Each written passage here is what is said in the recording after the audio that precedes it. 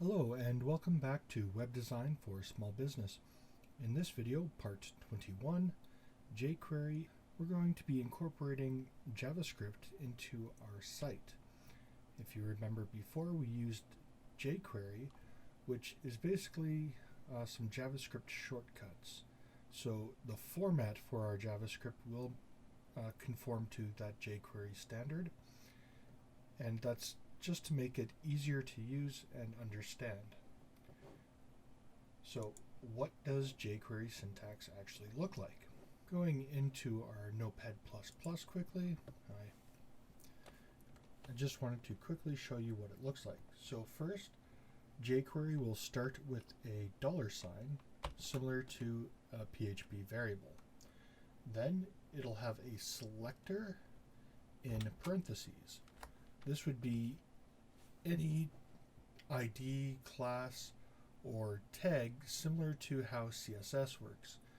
So if, for example, we wanted body, we would just type in body. If, however, we wanted an ID, it would start with a hashtag, or a class would start with a dot, just like in our CSS. If it's not a direct tag, however, it will also be in double quotes. So for any ID or class, we would use the double quotes inside the parentheses. The next part of it would be the action. So the action is shown with a dot after the parentheses, the action, and then typically another set of parentheses with a semicolon to close it. So an action, for example, might be hide. So this right here would basically be any class that has the class name of class would be hidden. And that's what that script would actually do. If we wanted to show something that was hidden, we would use show. And that's how that would work. So that's basically what jQuery looks like for the most part. So going into our main page now, we want to talk about where we place it. So jQuery works just like HTML and PHP, where it reads from top to bottom. So wherever you place it in, that's where it reads it. Now the main problem with our JavaScripts are that if we place it behind something, or sorry, in front of something, so for example, if we put our JavaScript in the header, it wouldn't actually affect anything. It would do nothing, because any classes or IDs that we would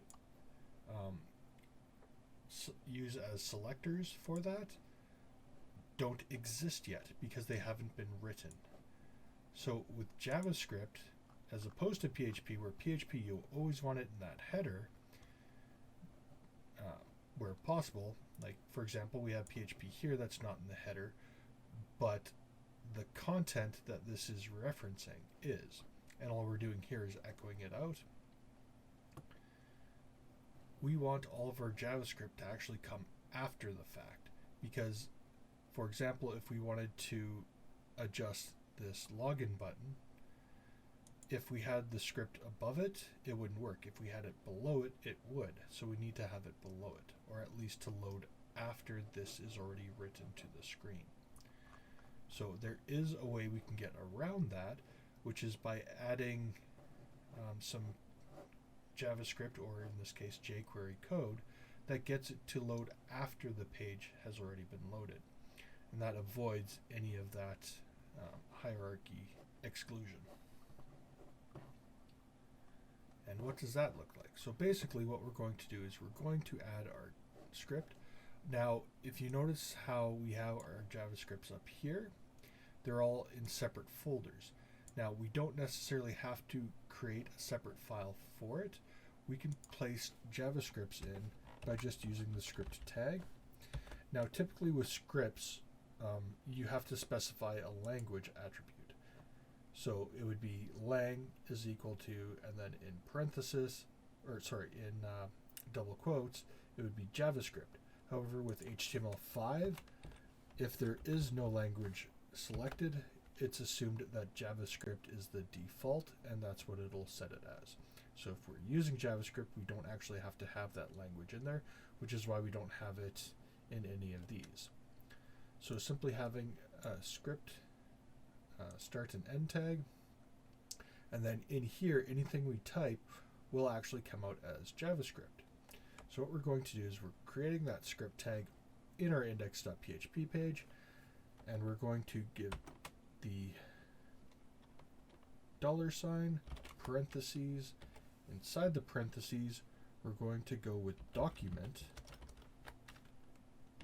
which is basically the page, dot ready, parentheses, semicolon. So basically what this does is when the document, which is the page, is ready, as in everything has rendered that needs to render, then load these scripts. Now, when you have an action like this, if you want it to then perform some kind of function after, you have to create a function within here. Now, with PHP, where we have already created functions in the form of our encryption algorithms, JavaScript works very similarly when it comes to those functions. However, we don't actually have to pre-make any function. We can actually create functions on the fly. So without having to name it, we just call a function. Now normally you would have a space and the name of the function. In this case we're not going to, we're just going to skip over that, put the parentheses, which we're not going to actually have anything in there, and then we're going to have our curly braces. So normally we would have a name in here and some kind of variable in here, or variable 2.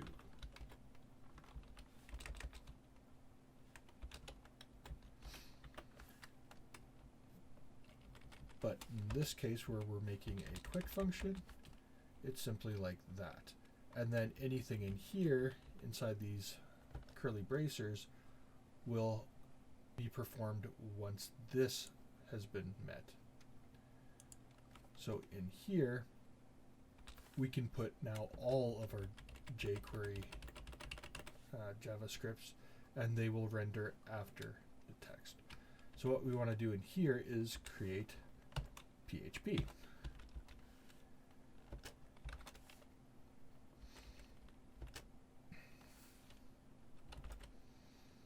And we're going to echo JS.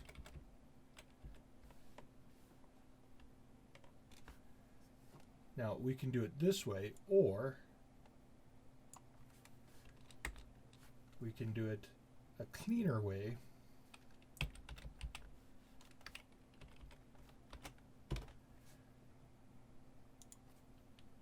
where we put the entire thing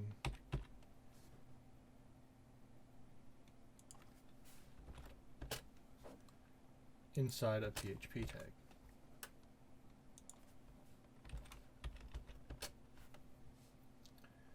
Because then we can check to make sure that we have JavaScript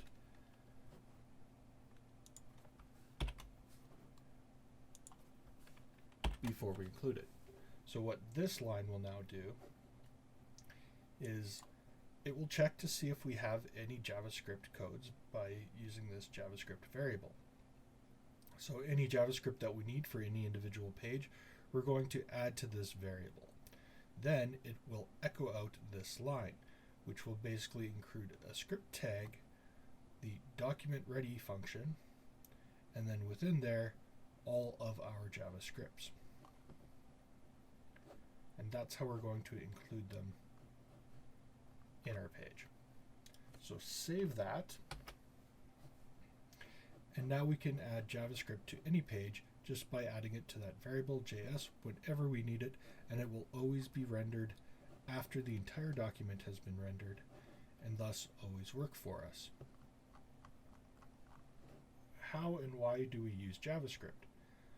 PHP works on the server side, which means that once the page is loaded, we can't do anything else without reloading the page. So for example, on our page here, if I wanted to be able to type in something here and then have the page react to what I'm typing as I'm typing it, we can't do that with PHP. In order for us to do that, we would have to submit it and create a page change where it then reloads the page with the new information. That's one of the limitations of PHP. The advantage of JavaScript, being that it's client side, is that it happens in real time. So using JavaScript, we can actually make this react as we're typing.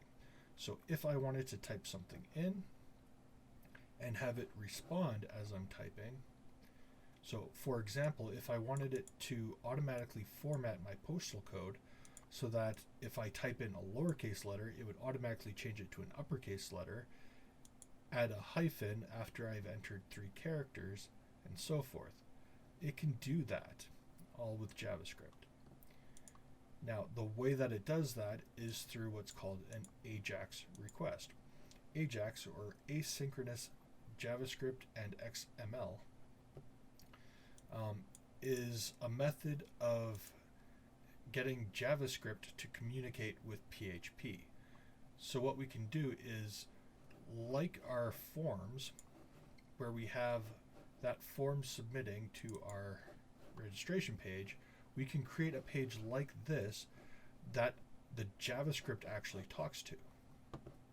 So we can send basically forms in real time from the JavaScript to PHP, get a response in real time, and then make changes accordingly. So we can actually even communicate with our database in real time using JavaScript. And that is more or less what we're going to be doing here.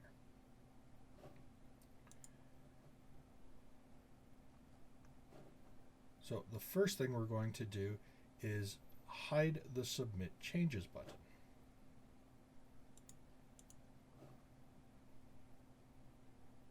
So in the resources, open up your account.php file. So this has all of our information once we've logged in. So log in, go to My Account, that's what we're looking at. So that information there is what we see here. This button at the bottom, which we have disabled, we want to actually hide that entirely. So the first thing we're going to do is remove the disabled, because we no longer need that, because we're going to fix that today. So delete that, you can save it out again. And now what we want to do is, and the nice thing about the way that we have our JavaScript set up is we can add it before or after, it doesn't really matter. So I'm going to place it above our page content. So just using the JS dot equals single quotes and a semicolon. Now in here I need to put our jQuery. So it starts with a $, parentheses, and I want to access this button. However, this button does not have an ID. I could do a button class, or a class button, BTN, but that would affect everything with a class BTN, like the reset button. So what I want to do is I want to assign this button an ID. So I'm going to give it an ID equal to the name. I'm going to do the same with the button above it. I'm going to give that an ID of reset. Okay, so reset and register are the 2 buttons. I'm actually going to change ID to update, or sorry, register to update. Because we're not registering, we've already registered at this point. We just want to update the information.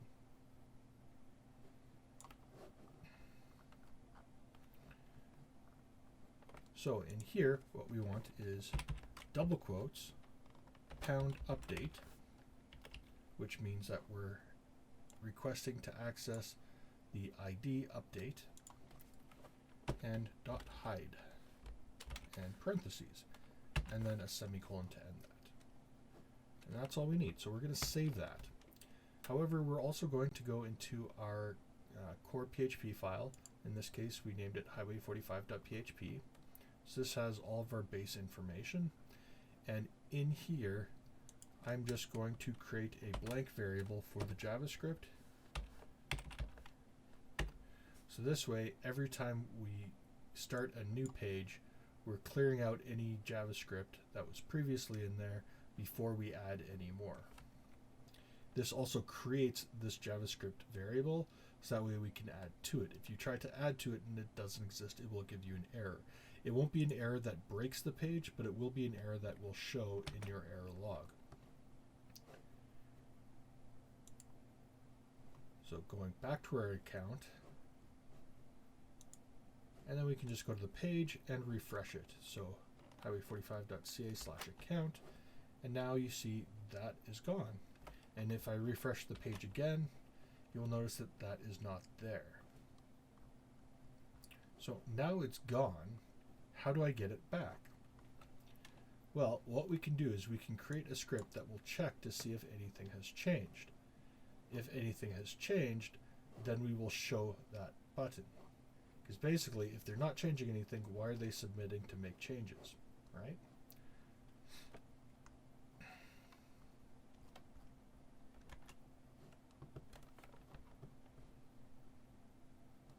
So the first thing we need to do is make sure that each of these have a unique ID, which they all do, because we added that earlier.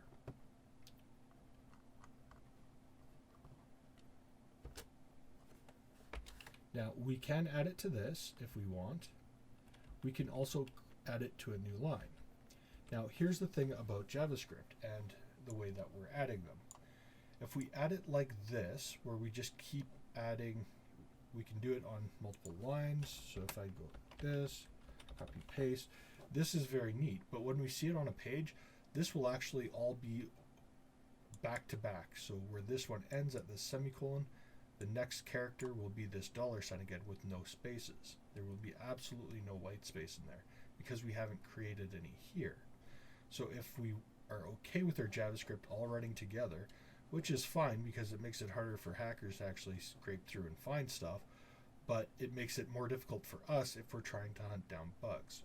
So one thing that you can do to actually break these out onto their own lines is after the single quote, but before the last semicolon, put a dot and then a pair of double quotes, and inside the double quotes do a backslash and the letter N, the backslash N, which is a short code for new line. We're using the double quotes instead of single quotes because we want this to execute and not be taken as a string. So we don't want it to think we're typing in a string of backslash N. We want it to actually know that that is a function. So it has to be in double quotes and a dot which then connects those. So what you'll actually see is we'll have the update hide, a new line, and then we'll have three update hides all on the same line because we have it 4 times. So delete those 3, and we're going to add more JavaScript here. So JavaScript.equals so that it adds it. If you forget this dot at any point and just have the straight up equal sign, it's going to overwrite anything we had before. So if this one and then whatever my code is here will actually erase all of that and anything else we had above it, because it's setting this, our JS variable, to whatever this is. This adds it to it using the dot in front. So always be sure that you have that or you're going to break a lot of code.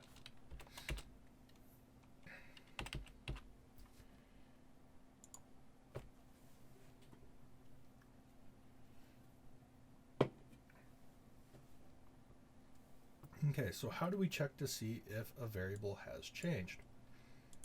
That with jQuery is very simple. So $, parentheses, double quotes, pound, and the first one is username. So we can do .change, and what this will do is check to see if it's changed. So it will wait until you're done typing and then you leave that field. So how that would work is if I went up to here and I changed this, and then as soon as I hit tab or enter, or I clicked somewhere else. But if you're still in that field, it won't do anything until you leave the field. So that can be a useful way of doing it if you want to highlight the box or make some kind of adjustment to check if anything has been changed. However, if somebody's just typing in something here and we want this to appear when something has changed, it won't appear yet because technically we haven't changed that yet until we move out of the box. So to show that, so when that changes, we're going to call a function.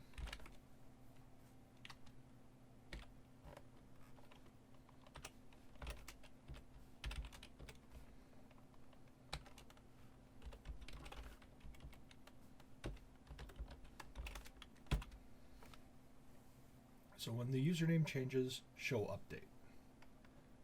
Save that, go back to our page, refresh, type in something. Note it has not changed. I hit tab, which brings me to the next line. I go down and it's there now. So until that has actually been submitted, it won't do anything. So if you want it to not have to rely on that, what you can do is you can use simple key presses to check to see if keys have been pressed. Now you can either do that, there's a number of ways, but the simple one is key up. So basically, if you think of it this way, key down is when you press down on a key. Key up is when you release that key. So if I press and hold a key, that won't actually call it. It waits until I lift my finger off that key. The reason why that works better than just the key down is because when you have the key down, you haven't completed that function yet, technically. So that can start causing you errors if you're going with the key down. So now to show that difference, refresh. It's hidden again. I type in any letter and it's already shown, even though I'm still in here and I haven't moved off yet. So that is a simple example of how that works. However, if I change it back to what it was before, this still shows that there's been a change, even though this is the exact same information now. So what we need to do is we need to actually check to see what it was beforehand, store that, check to see if it's changed and is different. If it is, change it. If it is the same as what it was before, then change it back. So how do we do all of that? So the first thing we need to do is we need to actually store these variables, which we can do with PHP. So we have what the PHP tells us is already there, and we need to compare that. So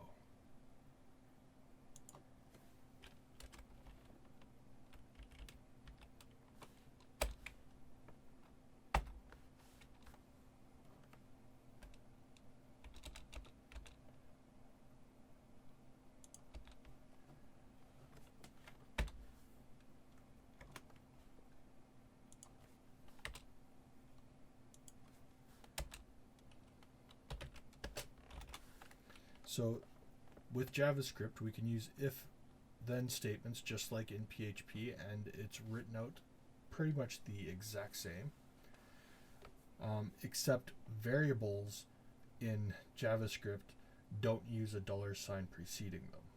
They are strictly just letters without anything in front of them. They have to start with the lowercase letter. First thing we need to do is capture what the actual value is. So var sets a variable. So we will call var user is set to. So what we need to do is get our jQuery.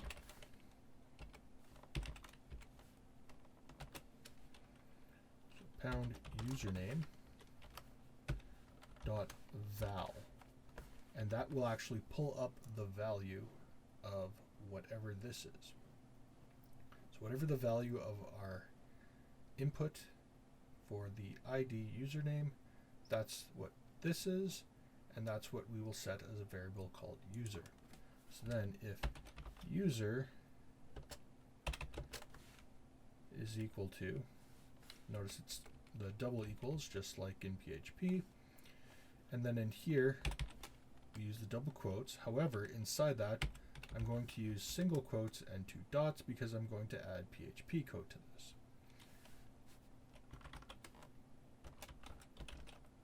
So I'm going to use our data decode 2 C username, because our C for our customer information, the username, and then we have to decode it using our two-way decryption method. So just like we showed it there, that's how we need to show it here. So if the user is equal to that,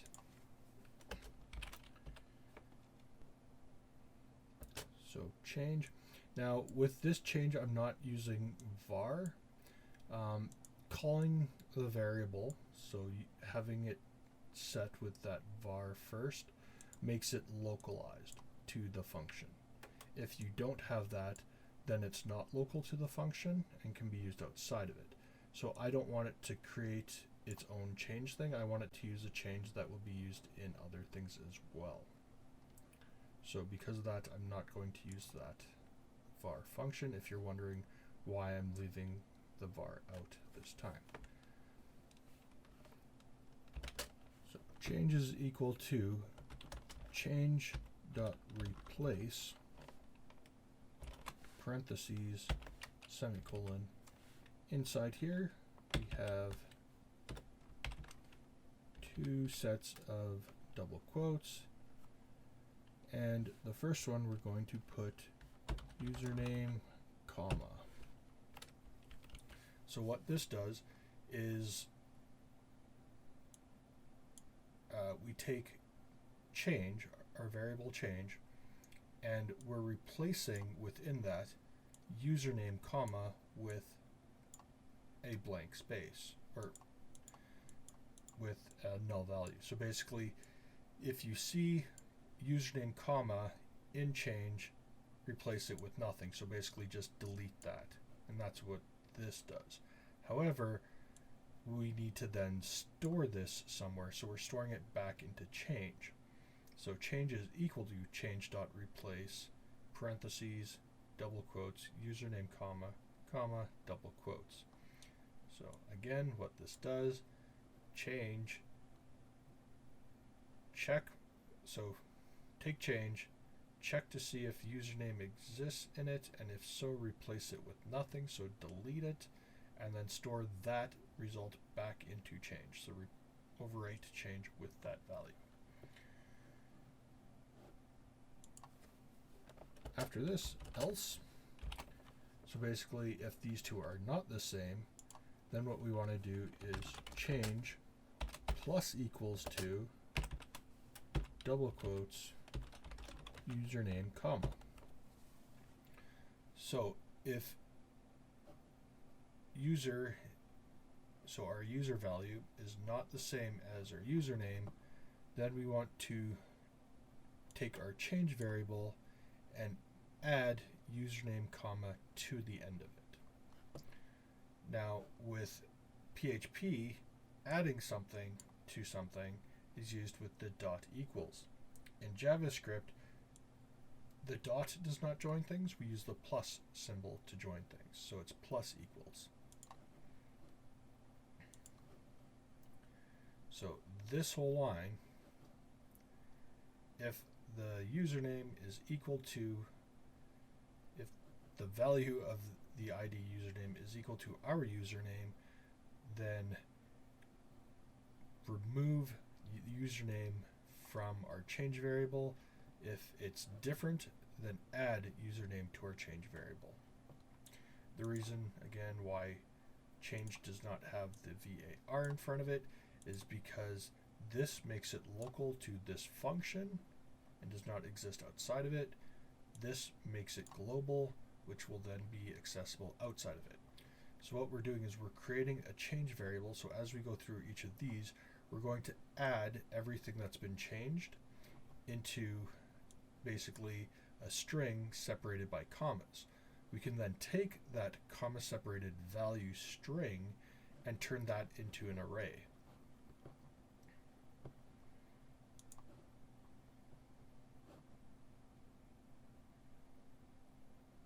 Okay.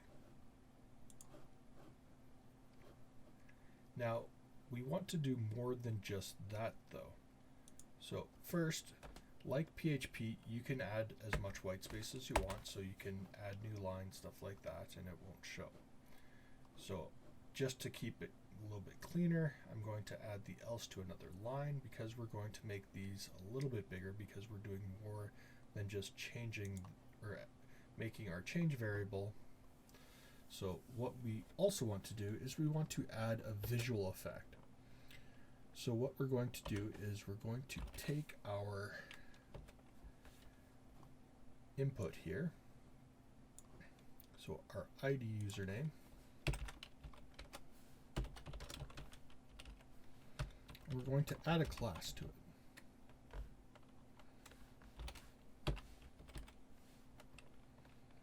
And that class name, so add class with a capital C.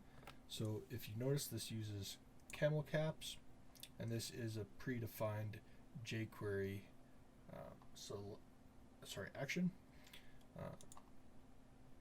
And what this does is it will add a class. So where we have classes here, we can actually add anything on the fly. What we're going to add to the class is a success box. So basically we're going to make that box around it turn green to show that we made a successful change to it, or that it recognizes that we've made a change. So what we do is we go has-success. This has success is a predefined bootstrap class that will basically add a green border around the input box. However, we can't apply this to the actual box. We need to add it to the parent of that box. Fortunately, jQuery makes that simple too. What we do is, after we've called what we want to assign it to, we can then add a modifier to that. So in this case, we want it to apply to the parent. So we do parent with closed parenthesis, then .add class. Now we can add more things and apply it to that. So for example, if you wanted it to flip between red and green, you could remove class of has error. But in our case, we're just going to make that blank. Oh, sorry. This actually needs to go in here. Add space there. And this one we actually want to do the opposite. So this one is going to be remove class. Now, if the class doesn't exist, it just won't do anything. It's not going to make a negative class or something like that. And it won't give us an error message either. So, yes, if we're making the change, add username to the change variable and add the hasSuccess class to the parent element. Okay, so the last thing we need is, before we set this, because we did not create this here, we need to create it somewhere. So we're going to do that outside of here. So we're going to create another one here, javascript equals, and we're going to call it here. So var change is set to blank. it's an empty variable, but it has been created and exists. So save that. Oh, sorry. And and semicolon. Always important. Finish off the PHP section and semicolon to finish off the jQuery section. Again, I'm going to add and I'll do the same with this one as well, actually. Okay, so then if I go in here and I start typing, note what happened. So the first thing that we see is that this box turned green, our icon turned green, the background behind the icon turned white.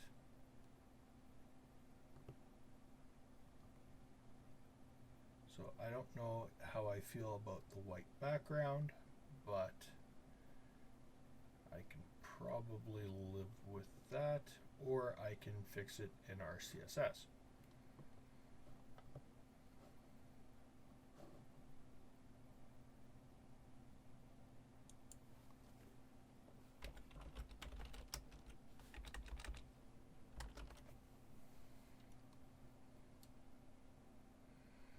Okay, so by using this in our styles, we can do a search for background, and we see that this color is the one that it's using.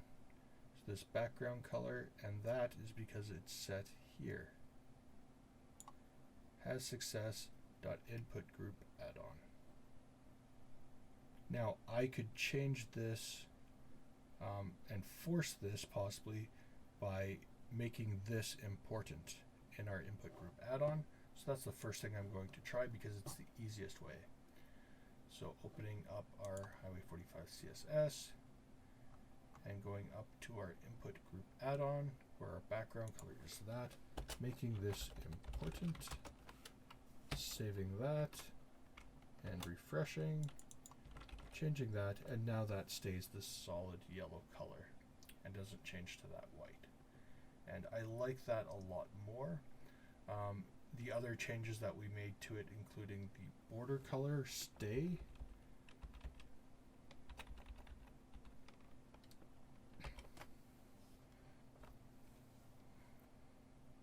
So what we want to do is we need to be able to figure out a way of checking to see if our change variable actually does anything.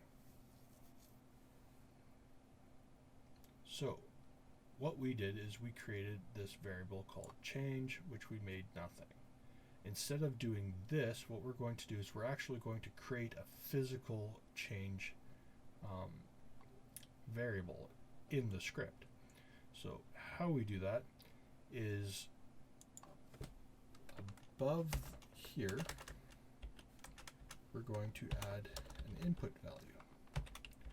So input type is equal to hidden.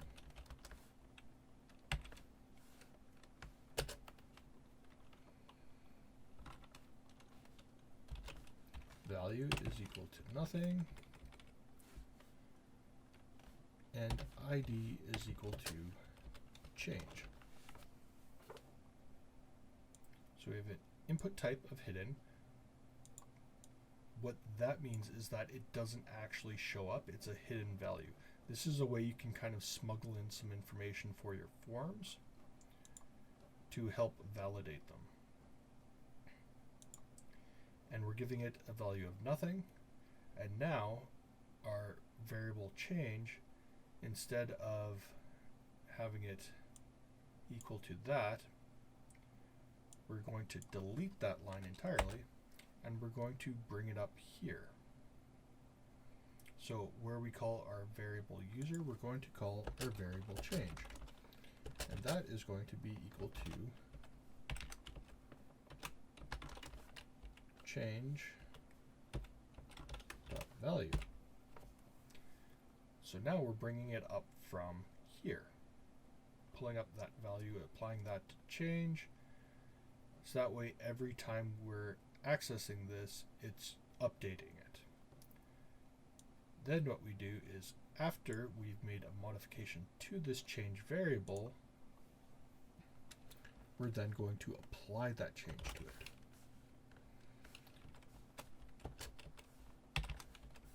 So change dot value. Now this will call that variable, so it will say what's the value of change and apply that to this. Doing this will actually just by itself will call this, and what we can do is we can put a value in there, and what that does is it'll actually apply that value. So what we're going to do is we're going to put our variable. Now if we put this in double quotes, it would actually assume that we're using a string called change. By excluding those, so just using the word change, it knows that we're talking about the variable called change. So it's important not to have quotes in that. So $, parentheses, double quotes, hashtag change outside of the quote and parentheses, dot val for value, parentheses, inside the parentheses, change outside the parentheses, semicolon. So that will apply that change, and we're going to just copy that and paste this here and save that. Okay, so now we have this actual thing called change. And what we can do is we can create a new function or a new script that checks to see if that change variable has changed.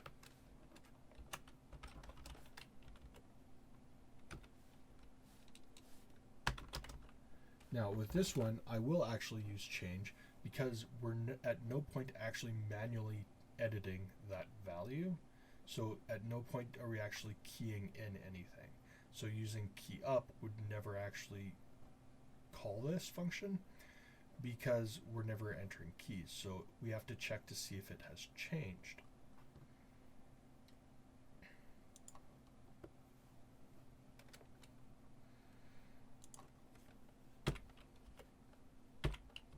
Make sure we have our semicolons in there. And then in here, we're calling a function. And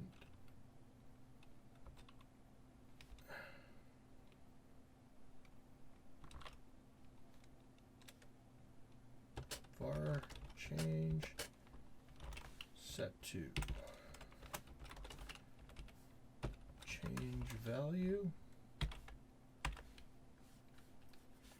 Now notice when I hit enter, it automatically puts in the single quotes with the dot to combine them in PHP.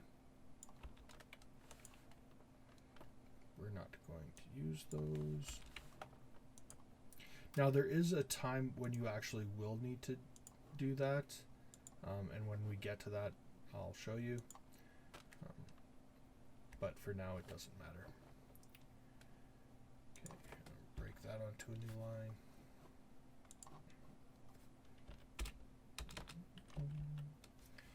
Okay, so check to see what our change variable is. If change is not equal to blank, then we need to perform a function.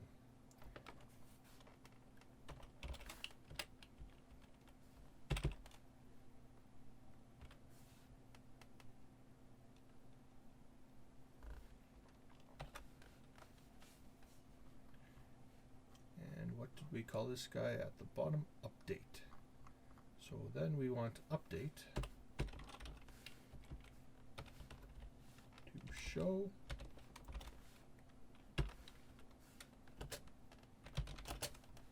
else. So if change is blank, then we want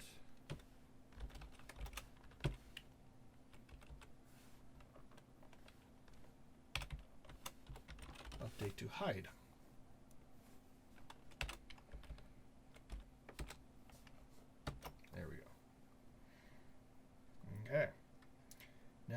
thing about this is this checks for a change call.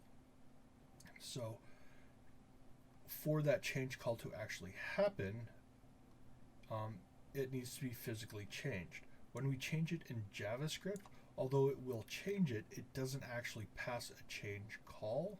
So what we need to do is after we change this variable here, so change, we change that to the value of our variable change. Then what we do is we go dot change, and what that does is it passes the change passes the change protocol to it, so it recognizes that it's actually been updated in the script. And the same thing there. Okay. With this, what we want to do is if change dot index of, the of has a capital O in parentheses, greater than 0, and in here double quotes username, comma. So what this will do is it will check our variable change to see if it contains the username comma string within it. If it does, then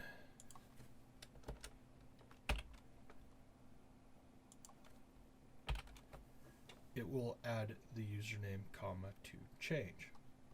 If not, it will do nothing.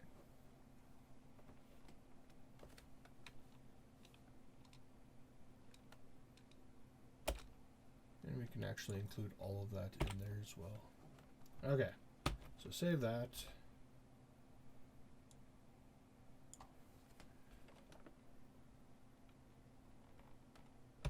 Sorry, sign is the wrong way. Less than 0. Refresh. Try this again. There we go. So now test, and boom, submit changes is there. We delete that and enter our original, and it's gone. Now, one thing we want to avoid is people deleting information, because if I delete it entirely, it's still considered an empty string. Or, sorry, it's still considered a change, right? But we don't want it to allow anything empty.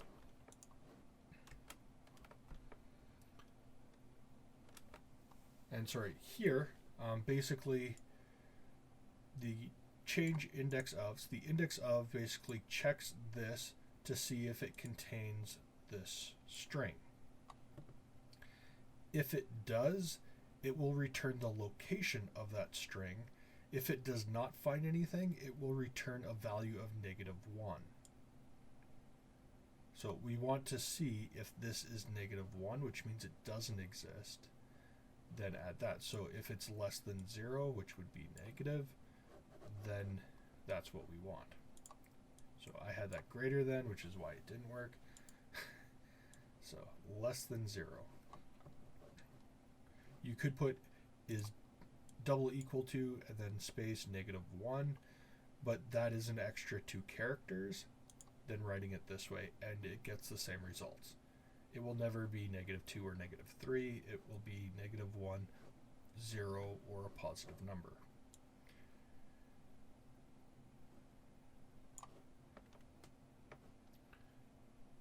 Okay, so after this we go OR, which just like in PHP is the double vertical bar.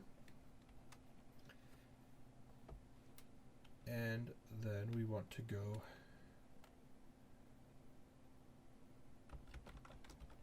change is not equal to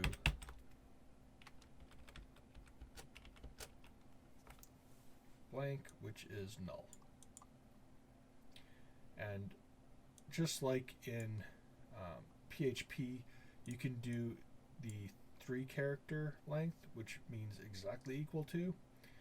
Whenever we're talking about null variables, you always want to just use the double, because then that means if it's placed as this, if it's written as null or empty, anything like that will all, even 0, will all allow this to pass. Otherwise, it requires specifically just this type, which we don't necessarily want. We want kind of a catch-all for null variables.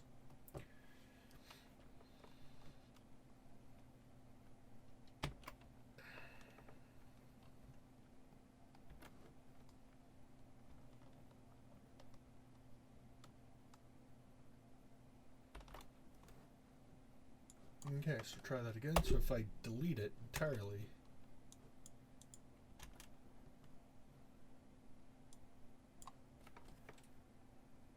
that needs to be an and, not an or. Try that again. Delete. There we go. So now it's nothing, and it doesn't show up as a change. So basically, if they try to just delete it, it won't register that a change is happening, so it won't make a change. It'll just leave it as what it was before. In fact, we can go one step further, and if they leave it blank, we can actually make it reset itself. Okay, so now if we want to check to see if the variable is blank. So one way we could do this is by adding in here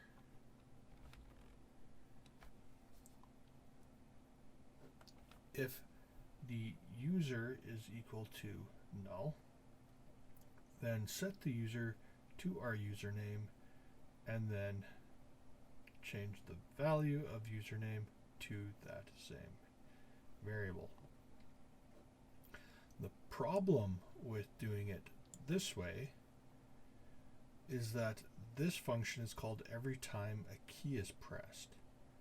So this is checked every time a key is pressed. What I mean by that is if we go and we refresh our page, it's changed.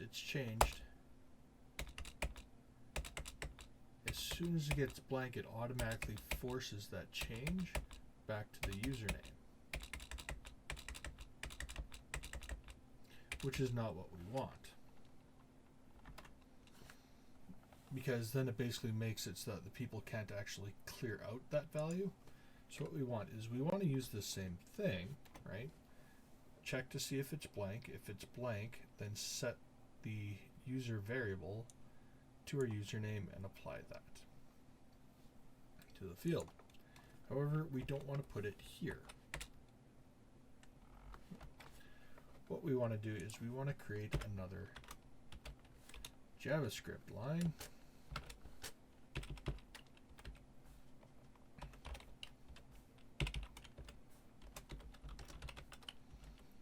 with the change. So when this has changed,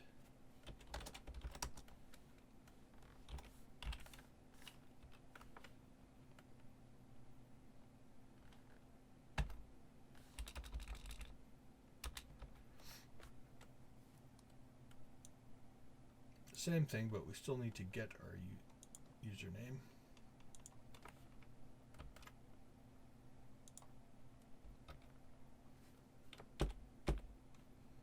Okay, so we create the variable user from the value of the username. If that username is blank, then set it to our username and add that. Now we could make this slightly shorter here.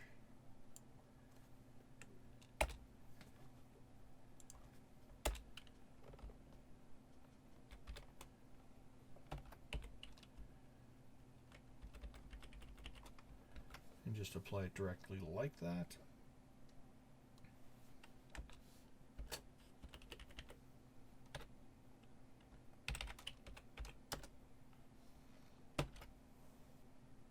Okay, so now if we refresh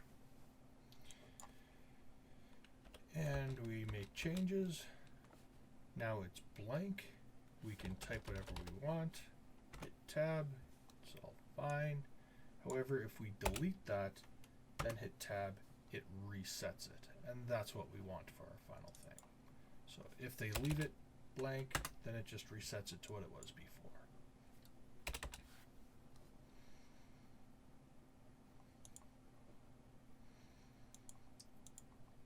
Okay, so that is one, and basically now I need to copy and paste that code for each of the other ones.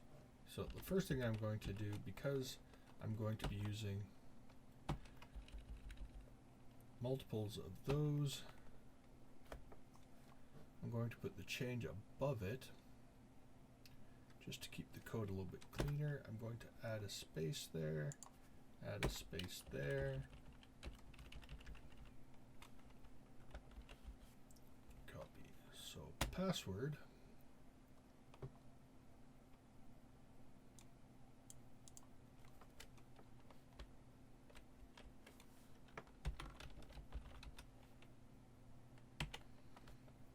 password 1, variable pass1,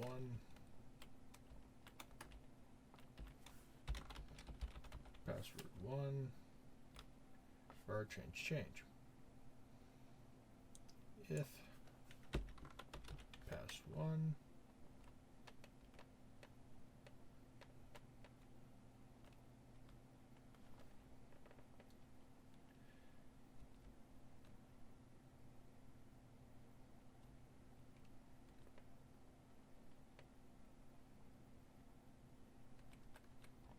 However, for this comparison, anything we type in is we're going to assume is new, or what they want to change the password to. So we don't need to actually request the password in this case. So what we want to do is we want to check it against the other password, pass2.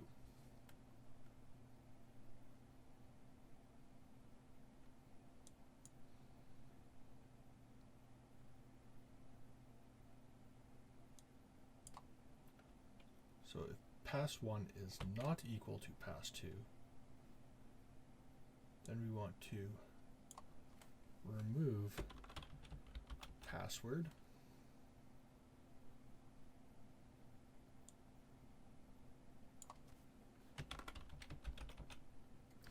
and because password 1 and password 2 share the same parent, we don't need to put that in twice. We can use either or.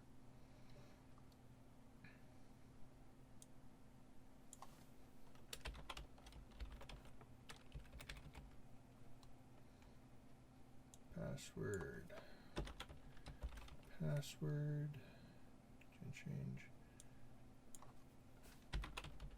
password 1. Okay, now the only thing here is we need password 2 as well.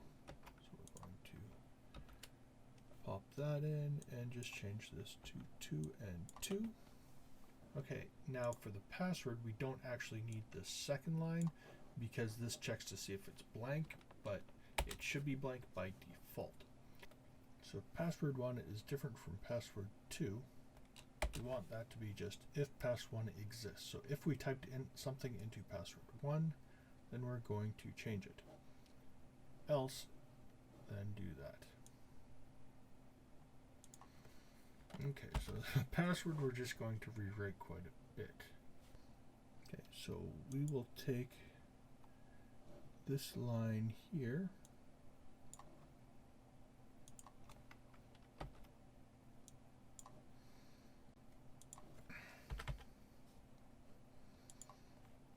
so if pass1 exists, then we're going to double check if pass1 is equal to pass2.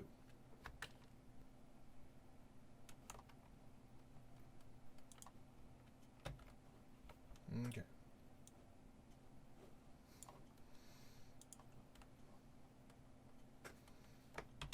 Else, do this.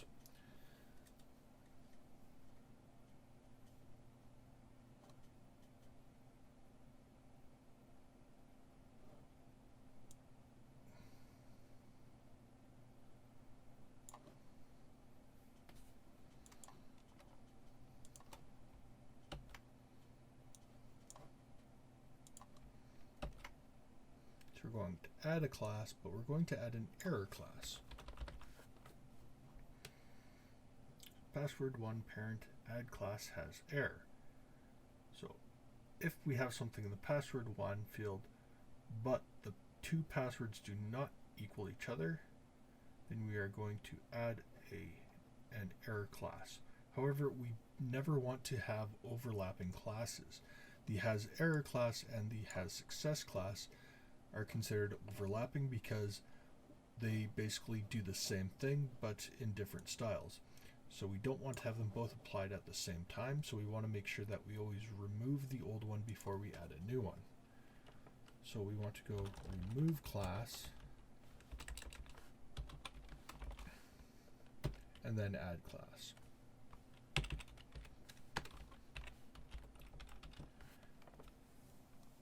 So if it has a has success class, we're going to remove that first, then we're going to add our has error class.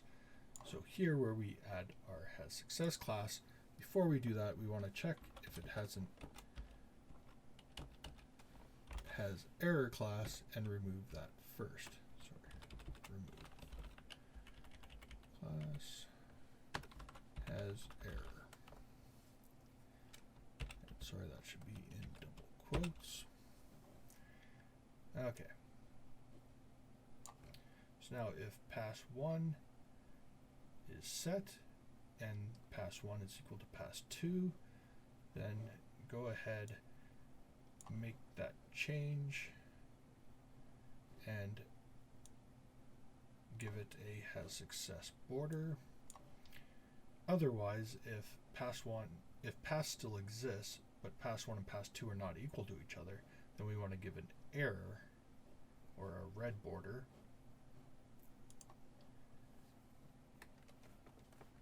And then that closes off.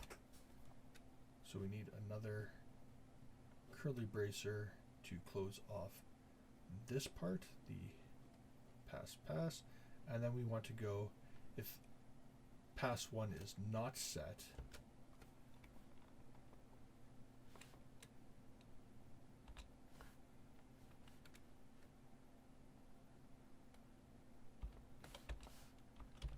else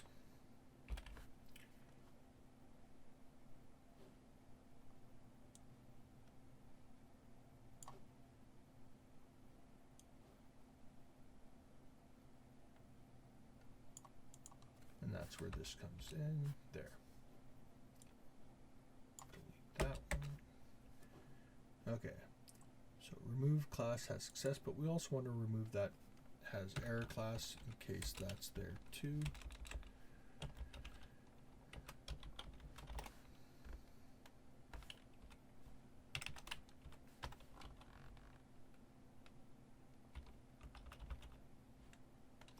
Now, because we're doing the same thing, remove two classes, and we're removing multiple classes, instead of doing it like this, we can actually just do it like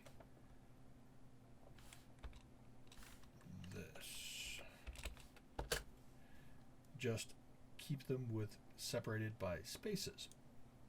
So remove class has success space has error, and it will remove both of those classes.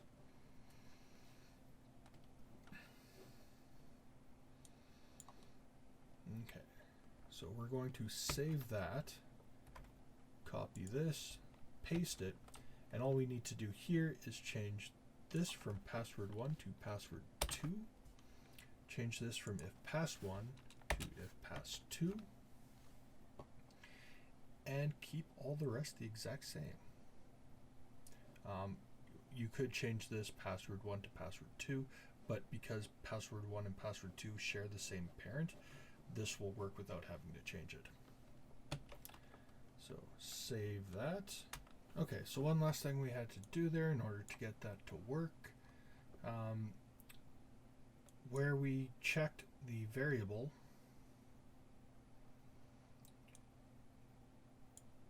and if it exists but the two are not the same, all we did was remove the class success and added a class error. So we changed it from blue to red. So it was doing that.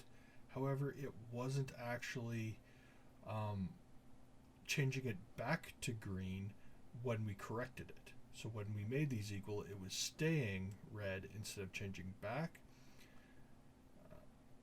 And what we needed, and that's because this line here checks to see if that exists or not, and only adds it if it doesn't already exist. But it already existed because we added it here and we didn't remove it here. So when we broke this, so it was equal to each other, and then we changed it so it no longer was, we need to remove the fact that it was changed. So taking this line and copying that and pasting that into here. So change is equal to change replace password, and change value is set to change that.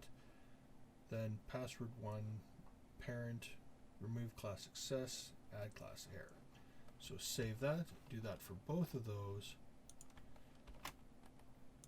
And now if we type it in, but then we make a change, it will go red. When we fix that change, it will go back. We do the same with the first one. Voila. So that is the password done. So username and password, and now the other names. Now, one thing you can do is you can set these so that you can automatically make the first letter capital, stuff like that, but some names are actually spelled differently, and it's not always easy, so I usually just let them type it however they want. It may not look as pretty on a spreadsheet if their name is all lowercase or has random caps in it or has letters in or numbers in it mixed in, but hey, it's less for us and more for them, so we can just do the first name and last name pretty much identical to how we had the username. We want something in there, so as long as it's not blank, it's good to go.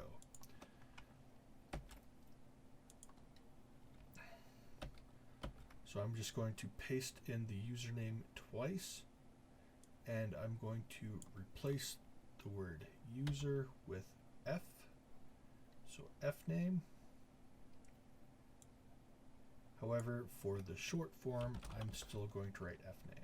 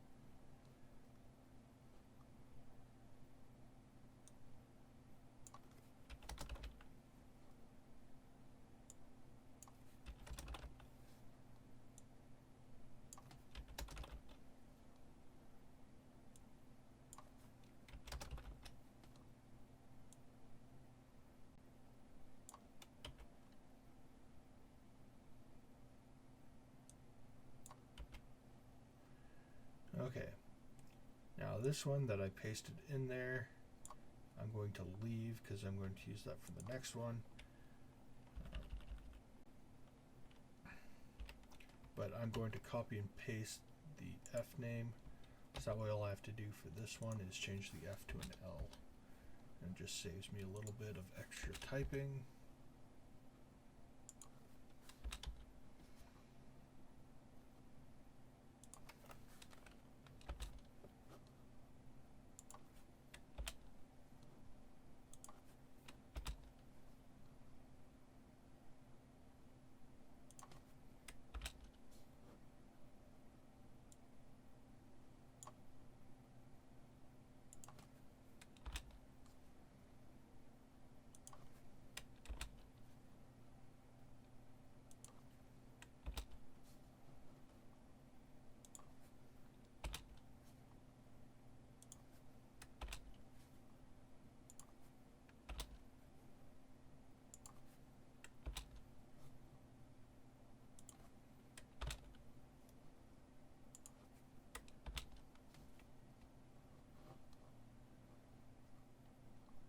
Okay, now if we want to test the first name and last name without wrecking anything, we don't want this script in there twice.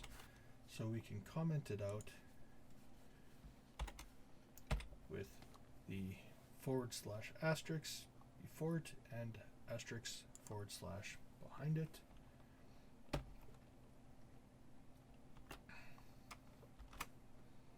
Refresh. So if I change this to anything, it's that. If I delete it, it'll restore it.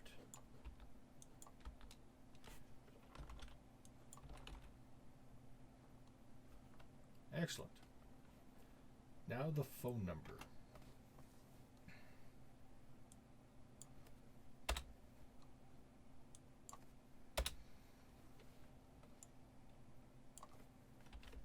So this one was phone. Phone. Phone.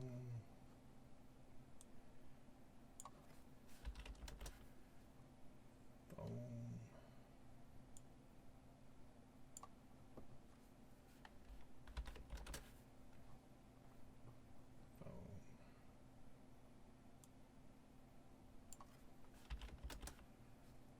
Phone. Phone.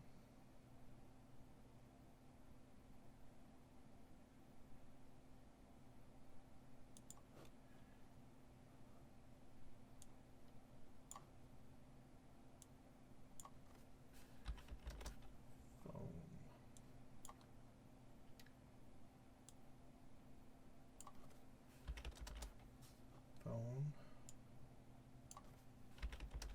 Phone.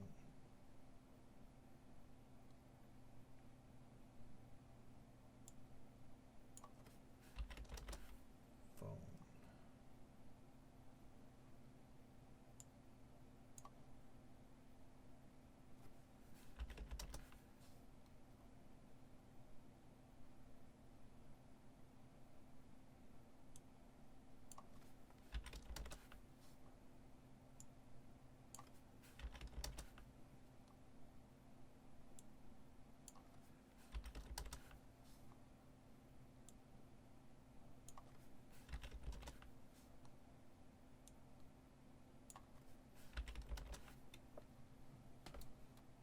Okay, so for now, just basically change it so that we have phone instead of username for that field or whatever you decide to copy.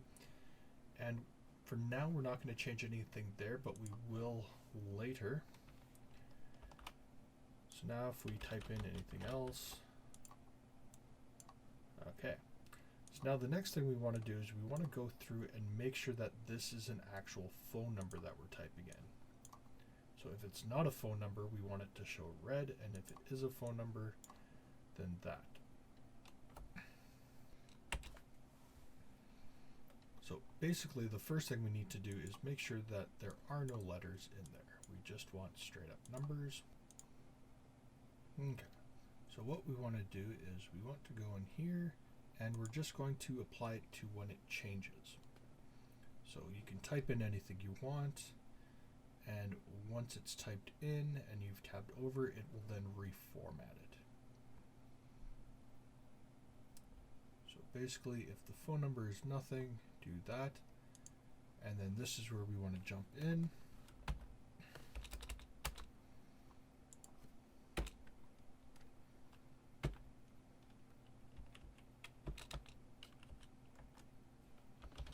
Else, do this. Phone is equal to phone dot replace parentheses semicolon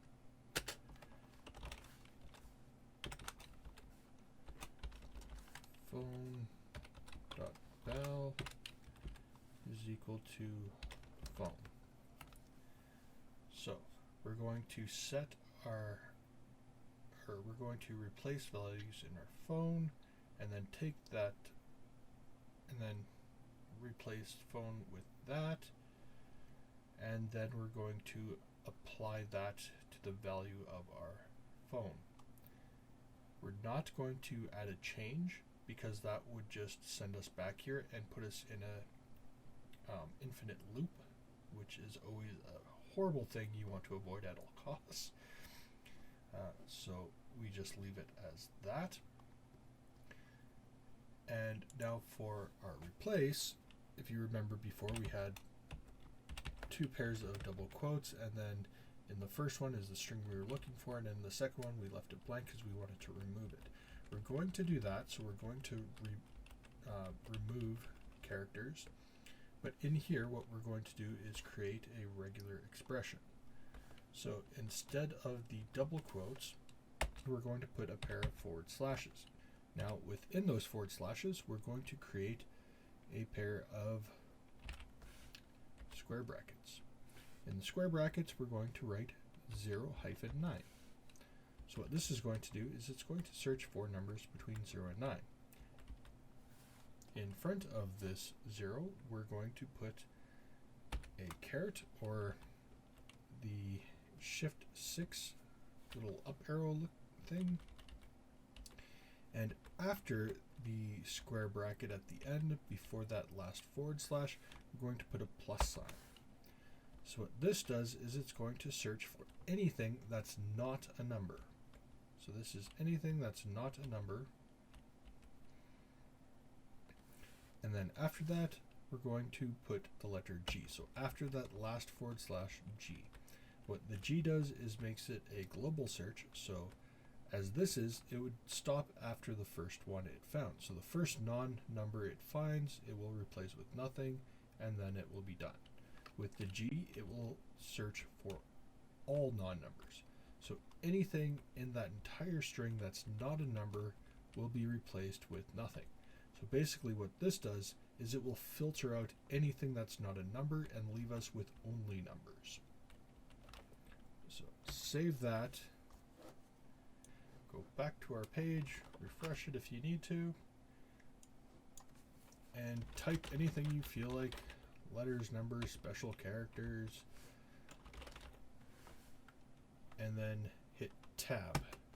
And you'll notice it filtered out everything except the numbers, which is great. So now we have just numbers. Now, depending on where you live, phone numbers might have a different number of numbers.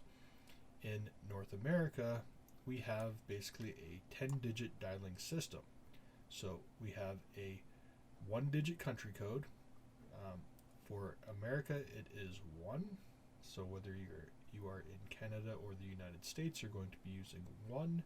Then a 3-digit area code, followed by a 3-digit exchange, and a 4-digit number.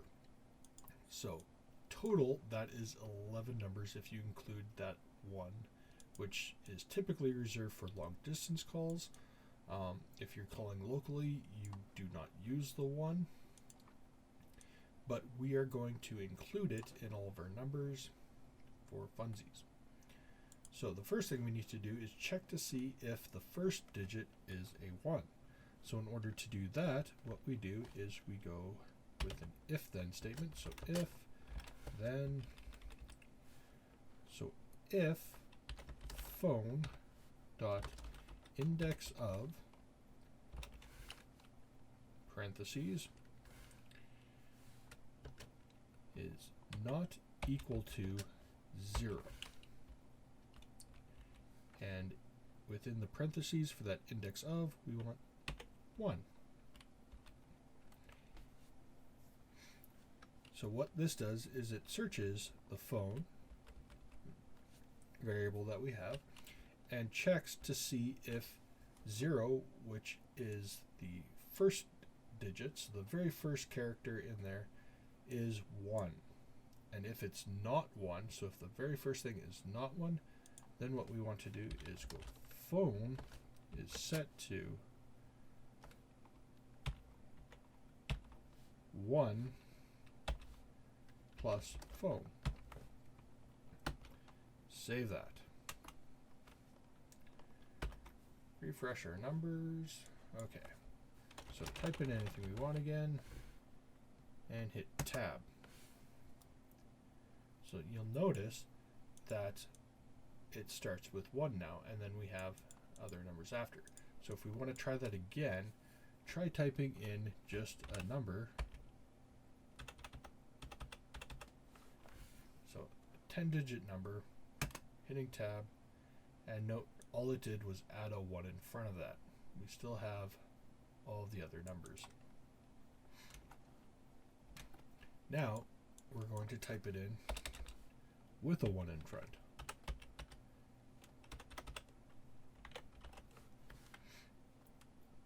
And tab, and it didn't change anything. So with the 1 there, it stayed there. Alright, so now what we can do is we can start adding characters in there. Phone is equal to +1 hyphen and the phone number, else, so if the first number is already 1, phone is set to plus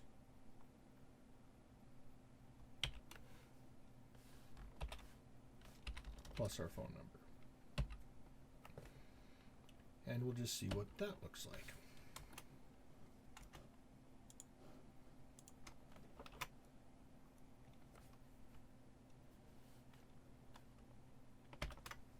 Refresh. So now if I type in some numbers, since the first number was 1, or whether it wasn't, I can't remember. For that one it's 1. Just added a plus. If it wasn't 1, it adds a +1 hyphen. Okay. Good. So now what we want to do is we want to break apart this phone number so we can add more hyphens. So how we do that is with the substring. So phone.substring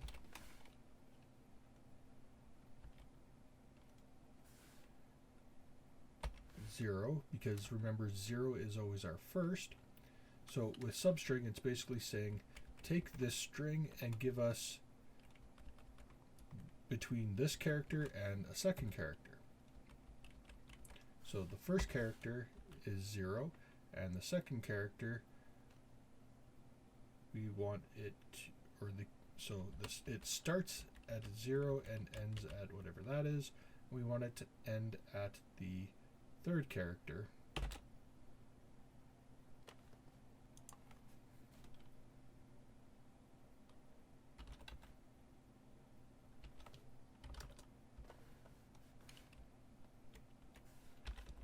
Phone.substring plus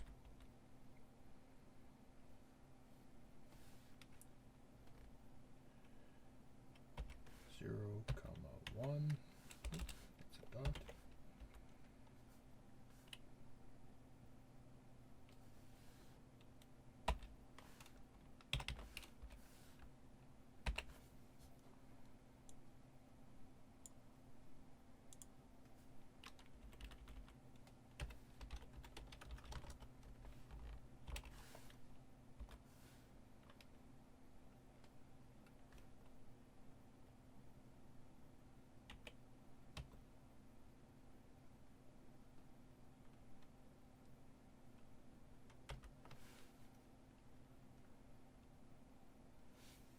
Okay, so I'm going to save that, and basically what I've done is it won't show the full number, it'll just show the area code now.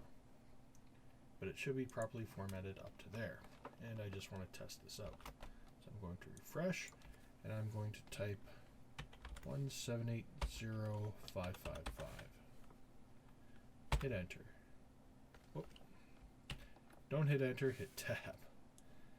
And you notice it formatted that properly for me. Okay. However, if I just type in 780555, it also gives me 1780, which is perfect. So we're on the right track. Okay, so we will finish off both phone numbers. So plus hyphen plus phone dot substring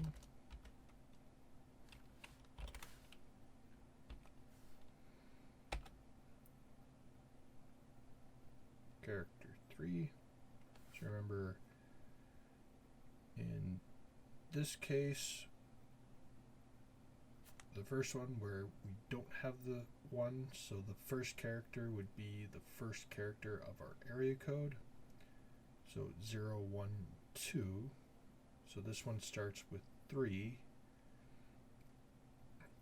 and would go to the 6th character. Essentially, it's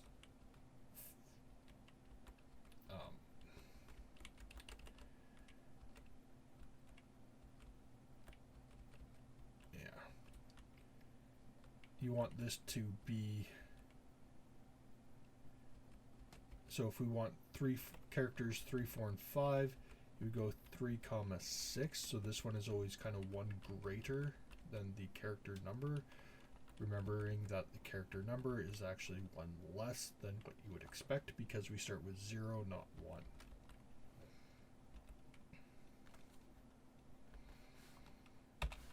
Plus a hyphen plus phone dot substring 6, 10. Going over to the other one now. Plus hyphen plus phone dot substring, and this one started with a 1, so we will be going from character 4 to 7.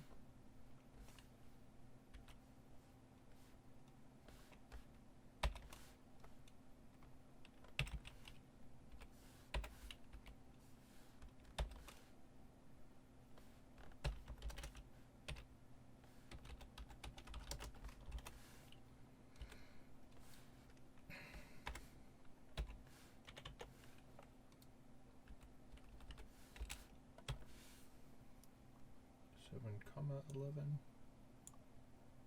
Okay, so save that out and test that with a full string of numbers now. So if I type in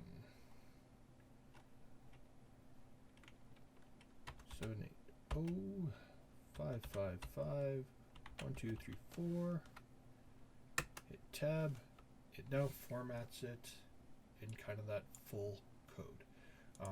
The reason why there's a plus in front is for some text carriers and such, but you know, whether you have that or not doesn't really matter. If you just want the 10 digit, you can do that too, but either way you can see that it formats it very nicely like that.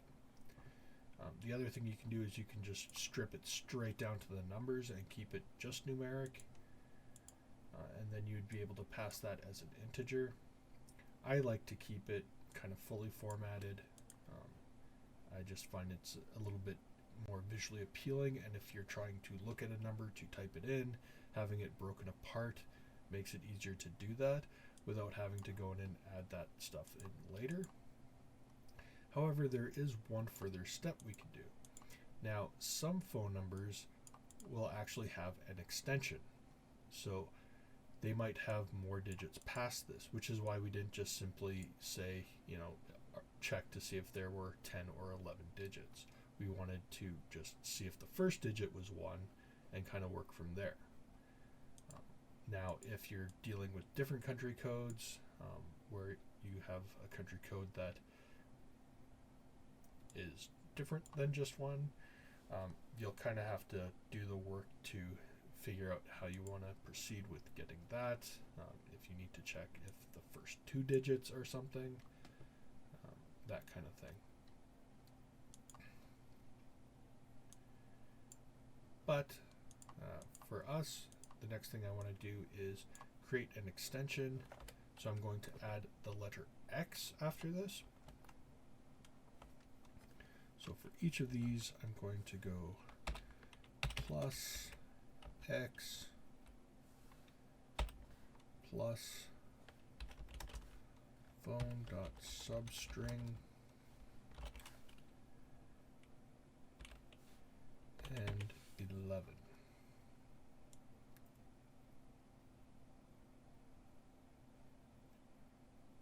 And this one plus x lowercase plus phone.substring parentheses, and that one is 10. Okay.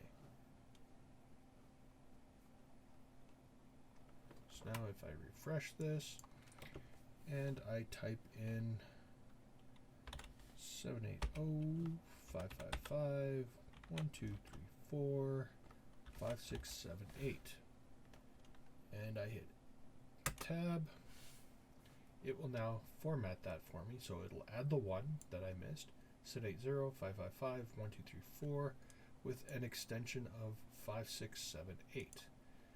Now, if we don't have an extension, so first of all, without having that second number in the substring, basically what it means is it'll print the rest of the string. So anything else that's in there, it'll go right to the end. So we don't have to worry about trying to figure out how many characters are in there. So if the extension is more than one character, it doesn't matter. So what we need to do then is figure out what to do if there is no extension.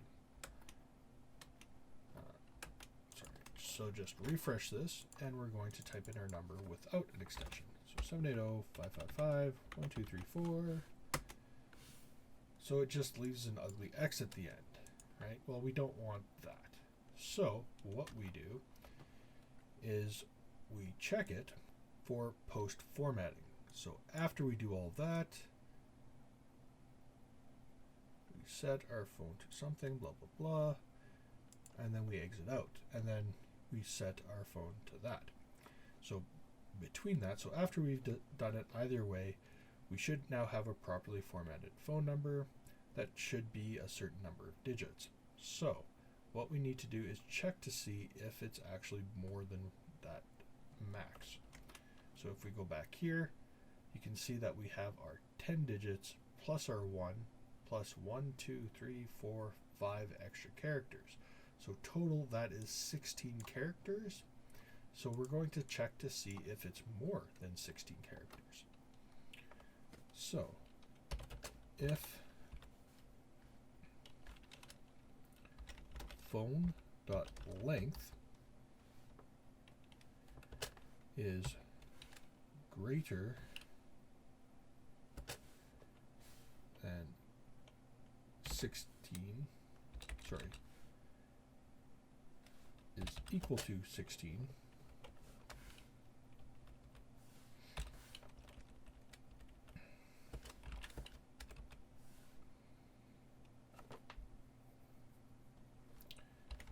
then phone is equal to phone.substring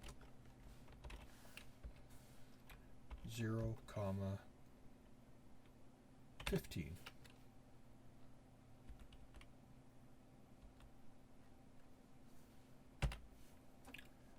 So basically, if our phone length is equal to 16, or I guess we could also do this if it's less than 17, because that makes it quite a bit shorter. So if our phone length is less than 17, then cut off anything past that 15th character.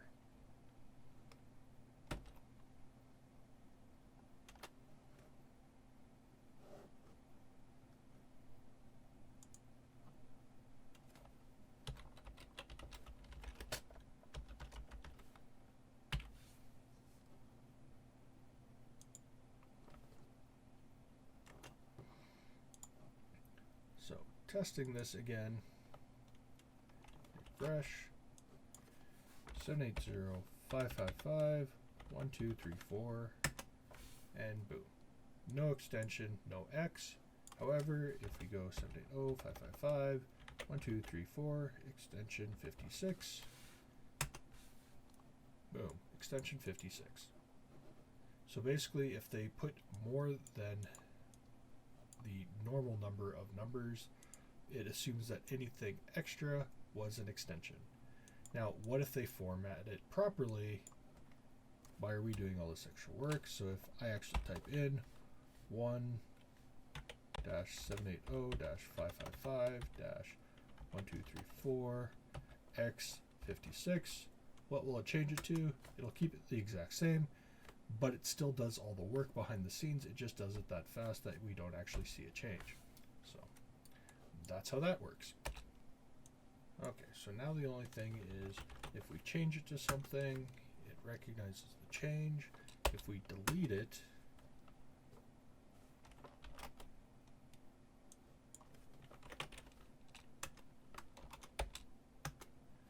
it thinks that it's still changed even though it's not. So what we need to do here is with the change variable, so if it's equal to nothing and we have it set the value back, then what we want to do is, well, one of two things. We can either then go through and retype all of this stuff,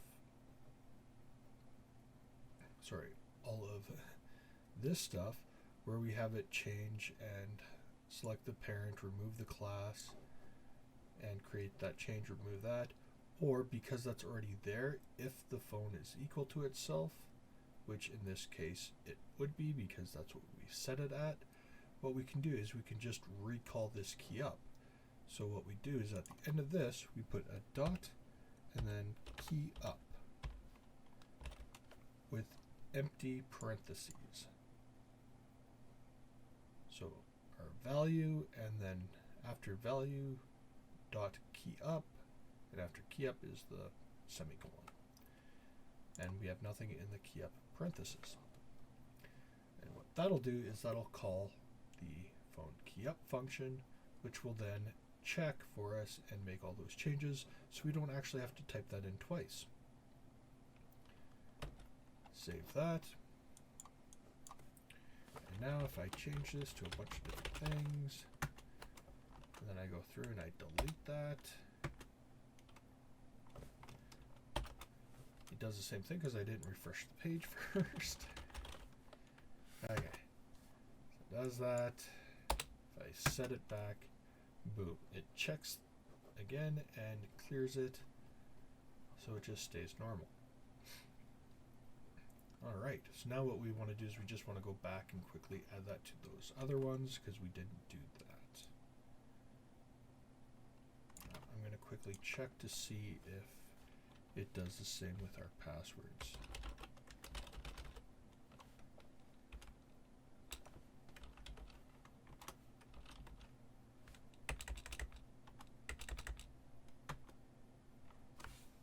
And no, it automatically does that because we set up our password differently, so it doesn't have that issue. But for the first name, last name, and username, we'll go back and do that. So all we're doing is finding that second calling where we do the change instead of the key up. So the first one should be key up, the second one will be change. And after we set that value, we just add dot key up parentheses. I'm just going to copy that to make it quicker. And it should be easy to find because you're basically just looking for where that PHP code is, which will be highlighted differently for you. And we're just pasting it in between the end parentheses and the semicolon. All right. So we are caught up, and we can go ahead and do the email address. Now the email address, you could technically format it. However, we do check the formatting on the server side through the PHP, so you could technically, if you wanted to, check it again, but it's not necessary. However, can if you want, but it doesn't really matter. One thing you could do is force lowercase letters.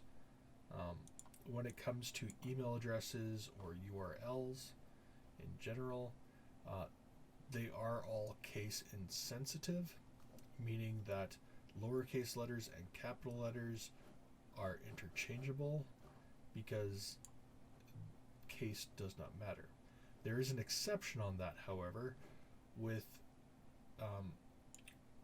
using what we use, which is that .htaccess, where we're actually renaming this and using it as a variable, in which case the case of the letters does matter, but it won't matter in here. So if I change this to capital HWY, or have that lowercase, or this CA have it uppercase or lowercase, that doesn't matter at all. It will pretty much just rewrite it to all lowercase anyway.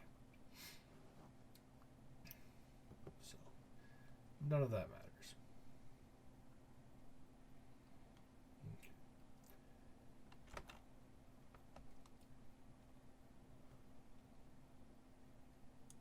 So now I'm just going to copy my username again. Paste that for email, address, box, city, province, postcode, country. But I'll do them one at a time. Email. Email.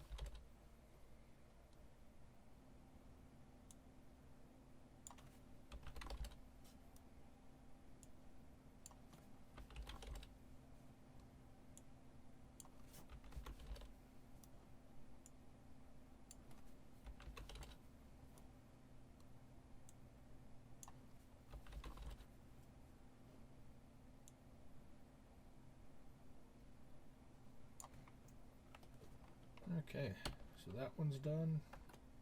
Just quickly check it.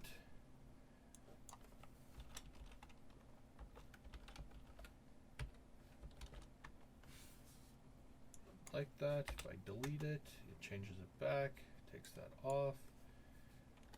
Perfect. And I'm just going to go through and do the rest. The exact same.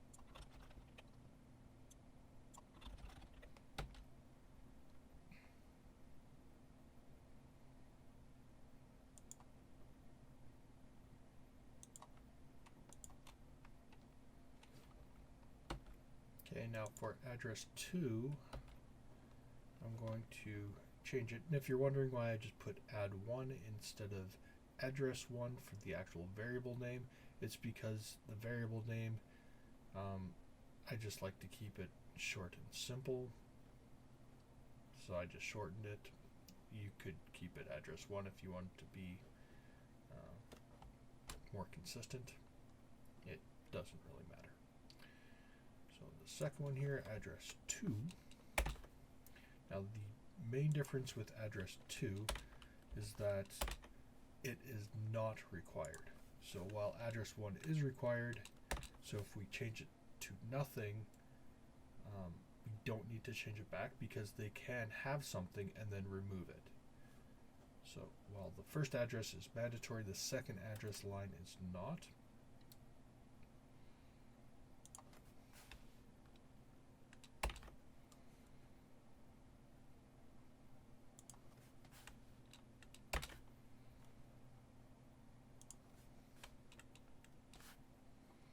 And yeah,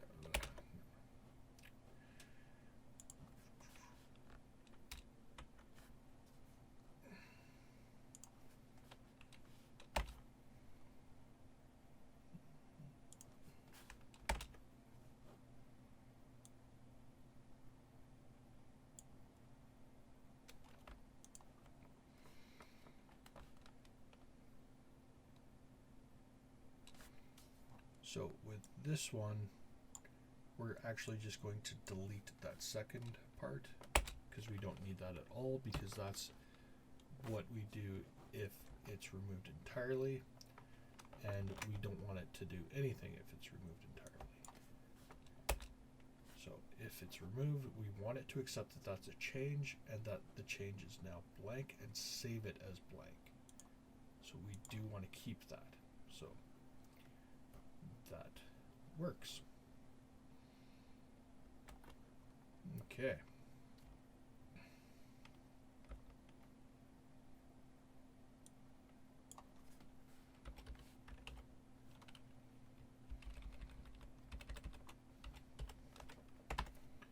City.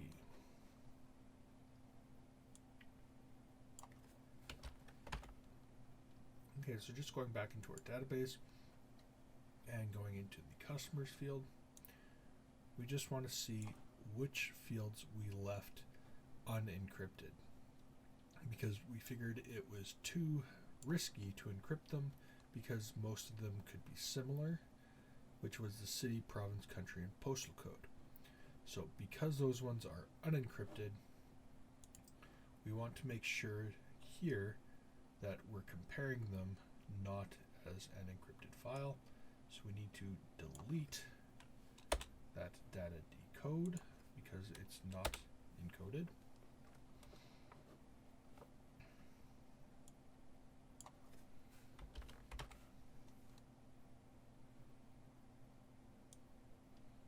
Otherwise, it will be the exact same.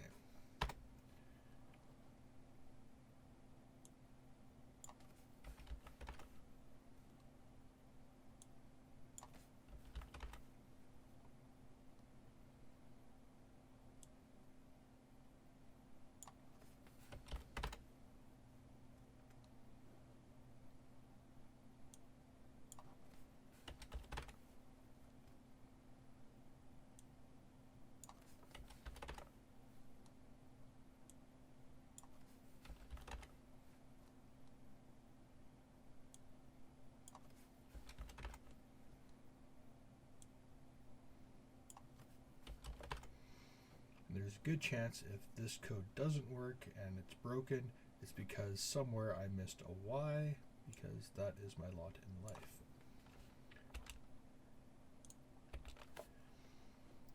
Okay.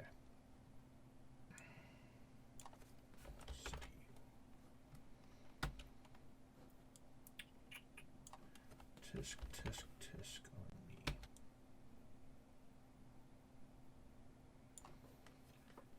Man, I missed a lot of fields in this one.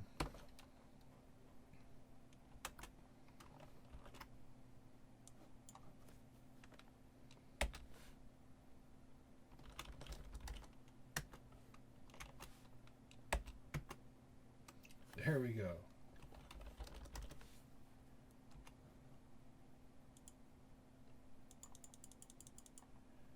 So note when I hit the clear, it resets, but it doesn't change our JavaScripts. So what we'll do is we'll also modify that clear button so that when we hit it, it will reset all of those as well. And we can even do that now. We'll go up to the top and put it with these ones here, which kind of affect everything. And dot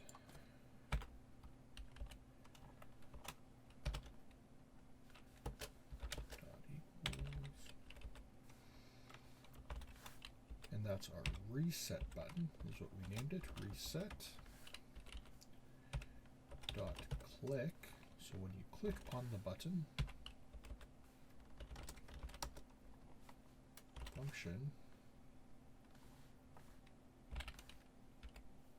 and we want it to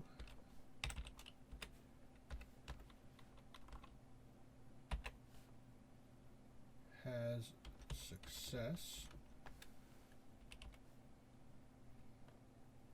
dot remove class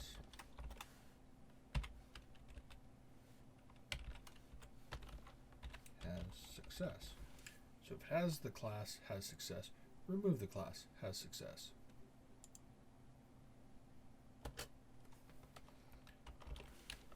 If it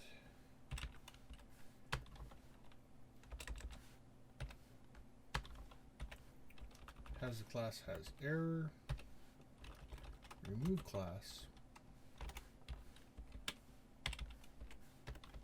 has error. And lastly,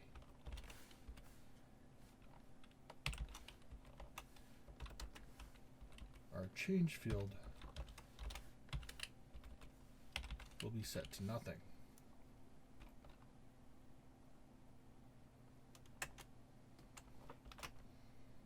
So refresh, try that out,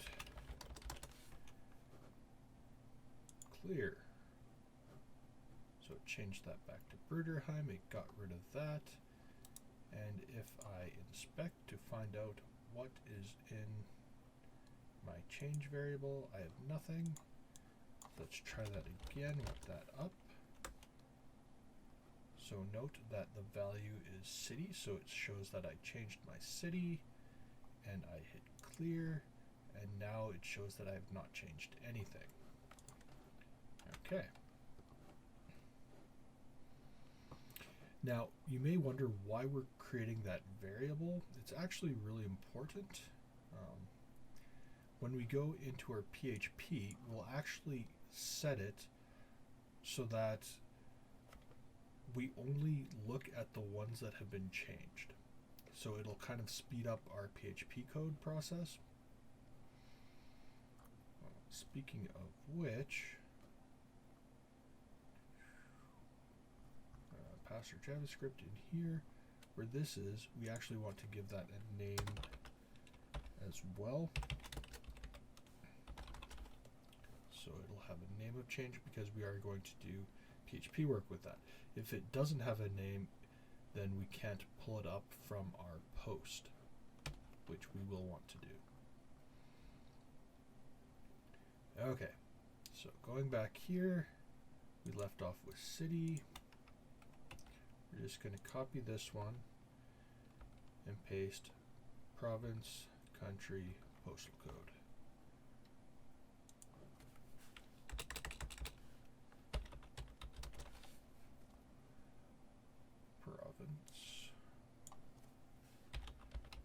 Province,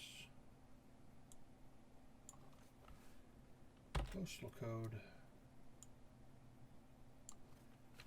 postal code, country,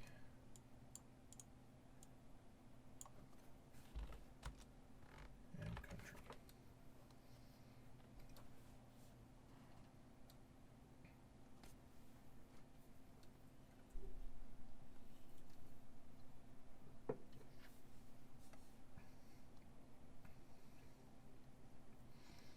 However, these last three are going to give us some issues. So first, the province isn't our typical input field. It is a select box. And select boxes work a little bit different. Because essentially what we need to do is change which option is set as selected. So the key up doesn't work. because we literally do need to set it for change.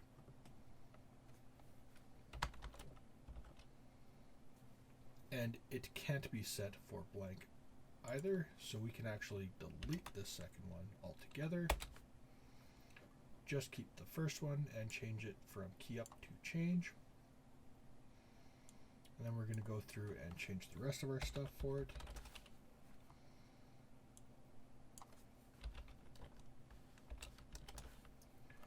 Province, province,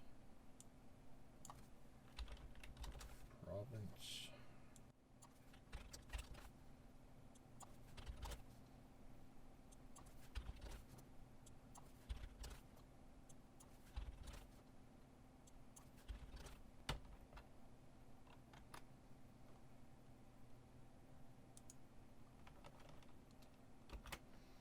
Okay, so I'm just going to try that now. If I change it, it's green. If I change it back, it turns ungreen and removes itself from there. So that one actually becomes slightly simplified for us. So we will start by changing our postal code to from city to PC.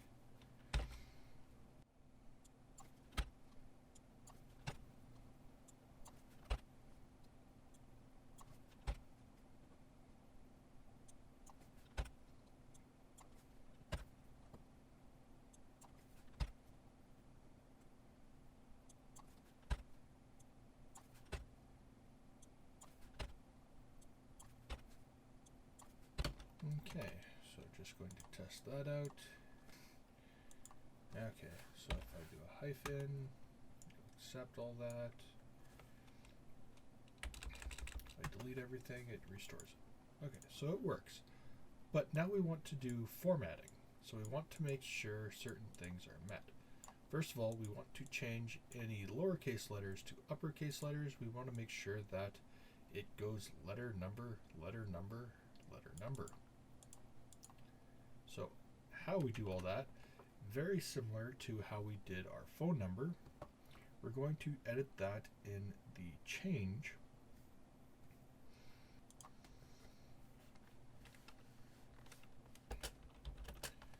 Else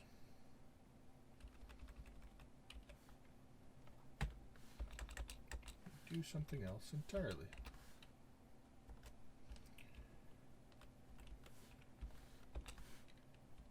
Okay.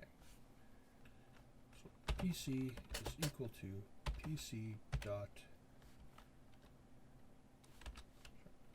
to upper case.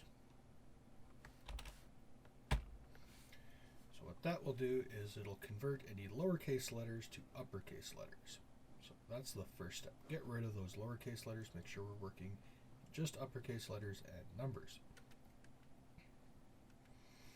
Now the second step is maybe they're in the United States where we use a zip code instead of a postal code. So we need to check to see how many characters it is, if it's 5 or greater than 5. Because basically all zip codes are 5 numbers, whereas postal codes are typically 6 letters and not 6 characters, letters and numbers alternating, and sometimes there will be a space or a hyphen separating the first 3 from the last 3. So we are going to format it with a hyphen in between those, but we want to check to see if it's basically if it's a zip or a postal code. If PC dot replace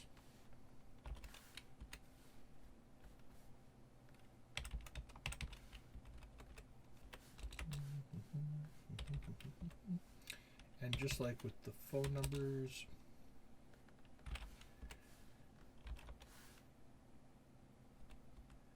what we're doing is we're going in and replacing everything that's not a number with a blank space, just like we did with the phone number, the exact same.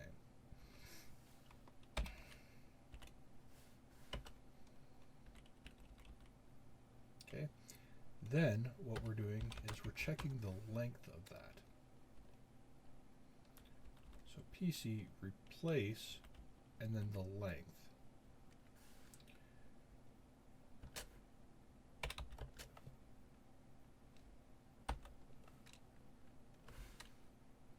So if that is equal to 5,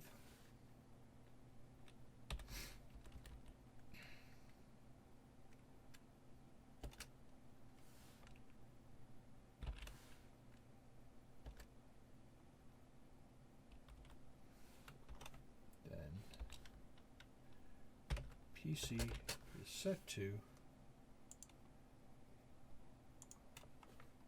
that,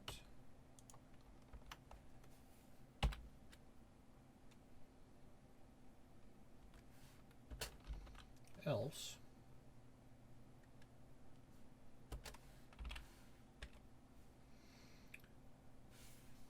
so then if it's not equal to 5, then we know that it's a combination of letters and numbers, and it's a postal code.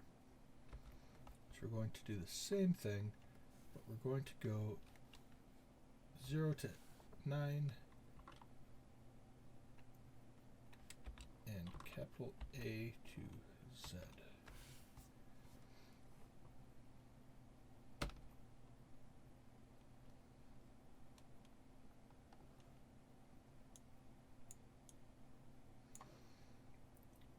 Then, outside that outside that curly bracer, but still within the other curly bracer, we then need to apply that.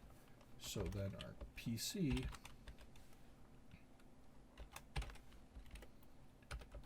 value is set to PC, our PC variable.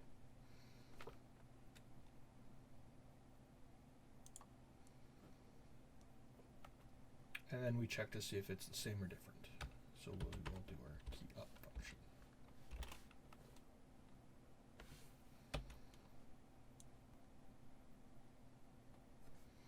So after we replace that, we want to go substring 0,6.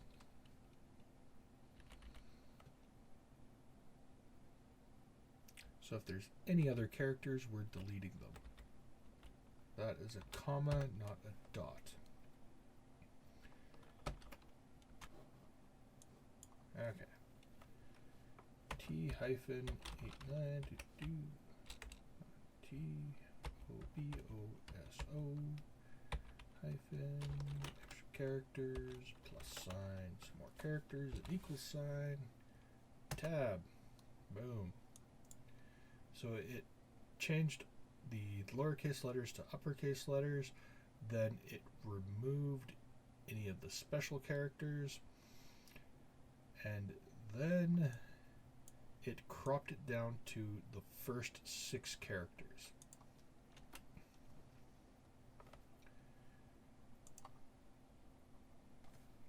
However, what we're going to do is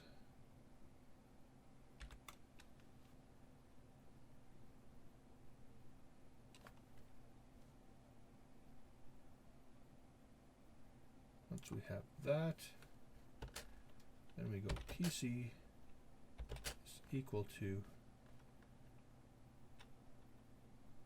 PC dot substring 0,3 plus hyphen plus PC dot substring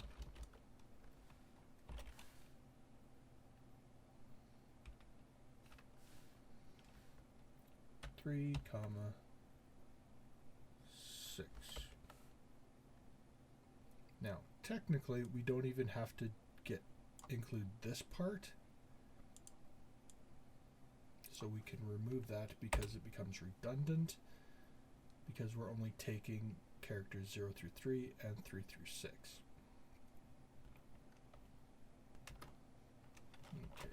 refreshing this, and we'll try it one more time. T-O-B-S-O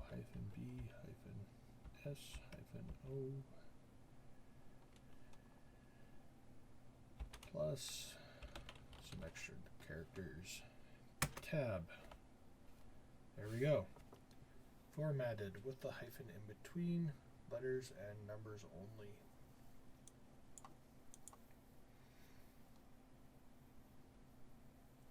So if you mistyped, so for example, if I put in a extra letter there, notice now it's not formatted correctly.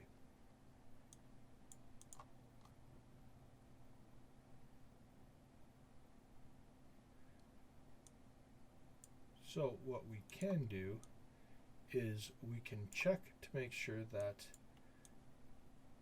those letters are letter number, letter number, letter number. Okay, so in between here, we're going to add another step. We're going to create an if statement in here. If pc.substring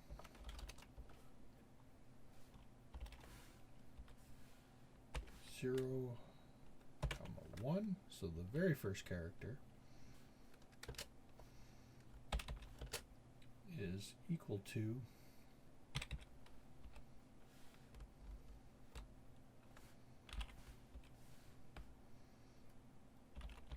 (0-9),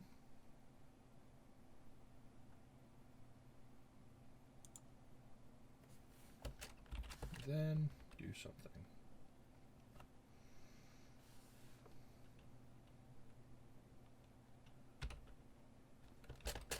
PC is equal to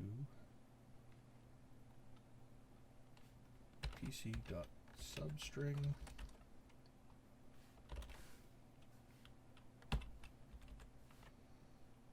(1). So basically what this says is we check our variable PC and check the first character, and if that character is a number, because it should start as a letter, then we're going to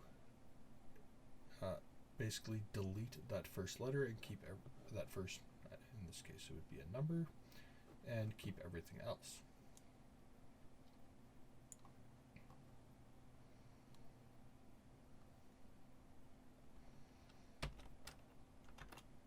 Okay, so refresh that, and now we're going to try that by just adding a number in front and hitting tab.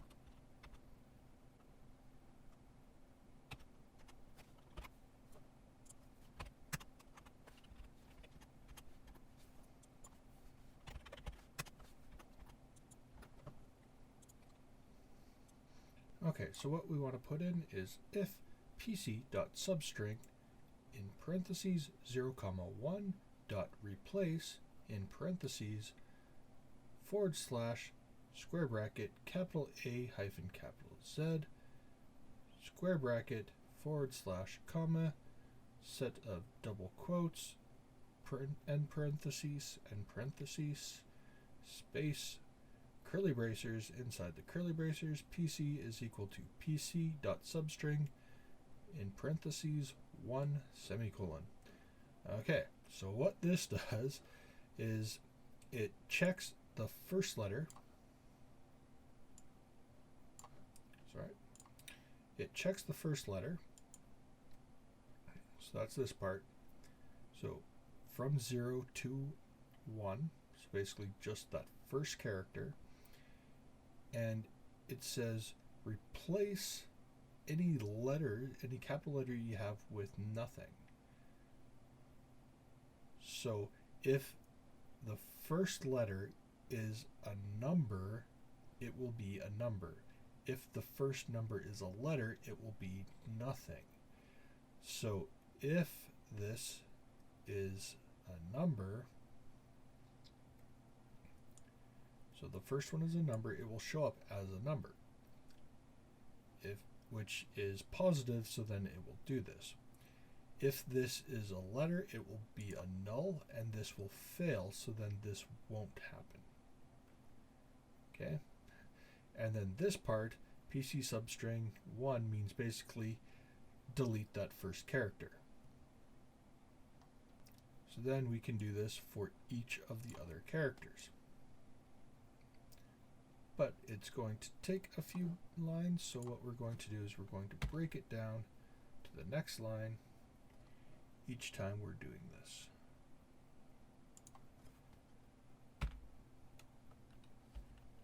Okay, so we broke it down to the lines. Now the first thing we need to do is we want to revisit this and change it from an if to a while statement. So basically, if we'll check it once, but we want to keep checking it until it is what we need it to be. So now what we're going to do is copy that, paste it 6 times because we have 6 characters. Okay, so the second one is going to be from character 1 to character 2.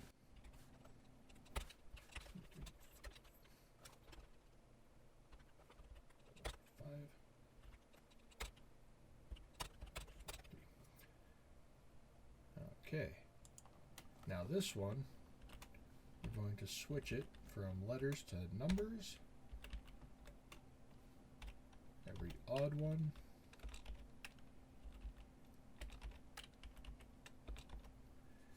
Okay, now the last part is we don't want it to delete all the other ones because we have some good ones. So delete everything before 1. Now we want to keep 0. So PC substring 0, 1 plus PC dot substring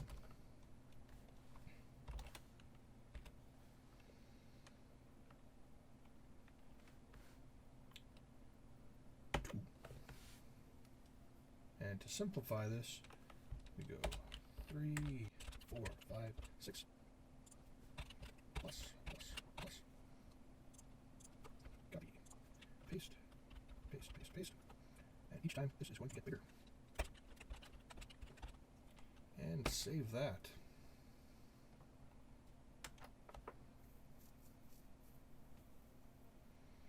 So now if I just type in a random number of letters and numbers to my heart's content,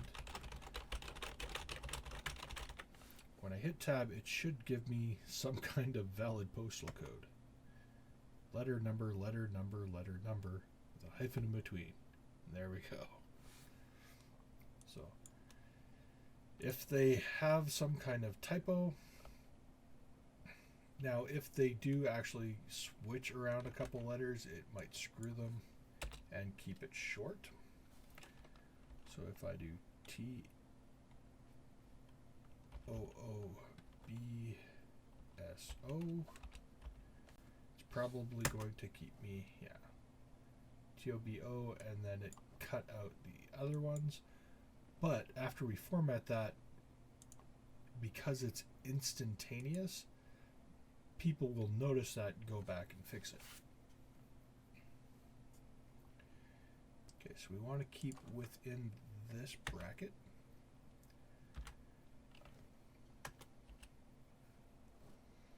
And technically, we should tab all these out. Okay. So here we're going to add one more line. Okay. So if PC length is less than 7,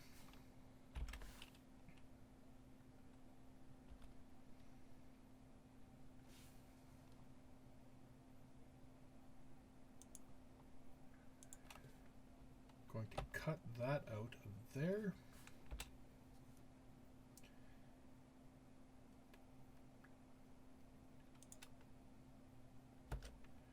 Paste it in there. Knock that down to there.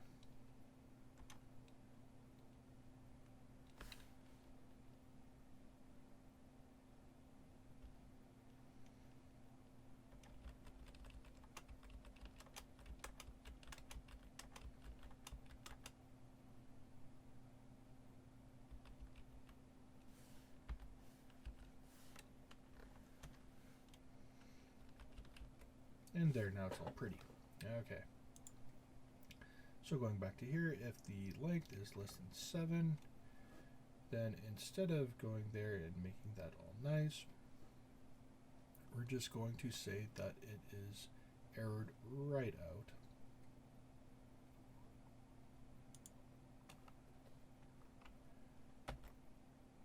So copy, paste. And then we're going to add a class.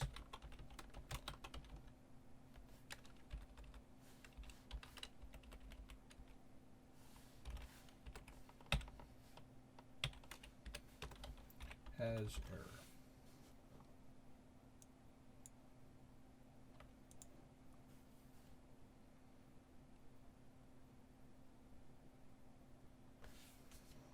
Okay. So if the length is less than 7,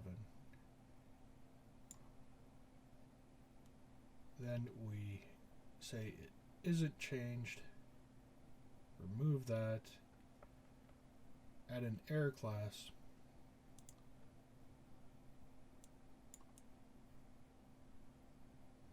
and be done with it. Then we add an else.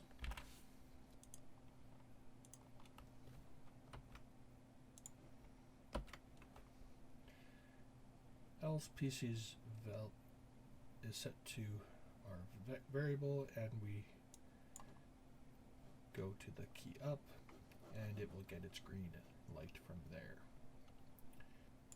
Where we add our has success, we want to remove class has error.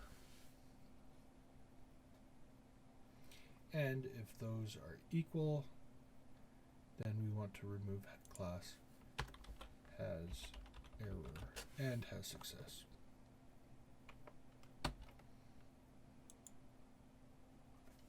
Because I forgot my semicolon.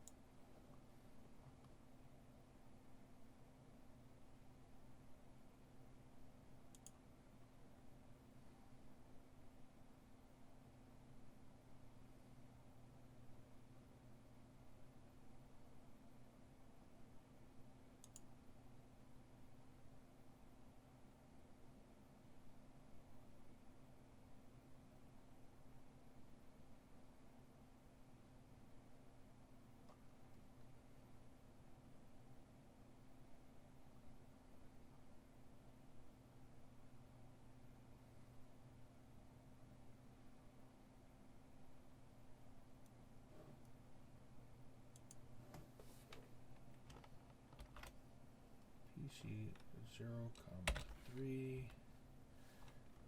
plus hyphen plus pc dot substring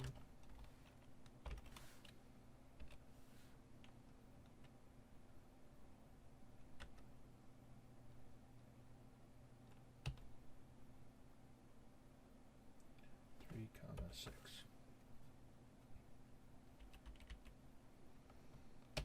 Save, refresh. Okay, try this again. 1, 2, 3. TB 02 BW 056 SPQ 00158 T7 tab TOBOSO. Perfect. That is what I wanted.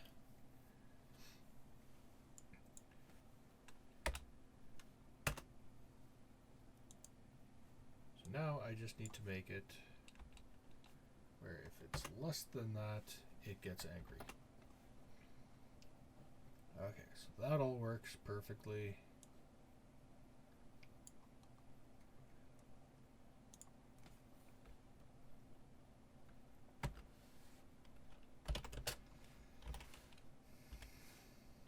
PC dot length is less than 7.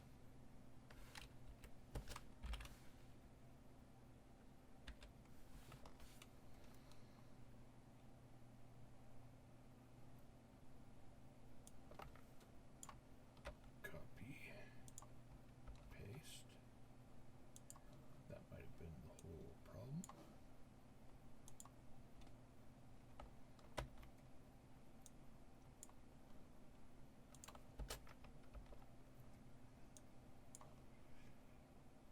Change, place PC with nothing. Move class has success. Add class.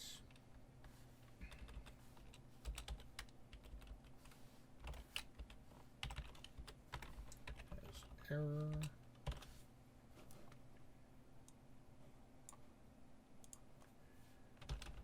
Else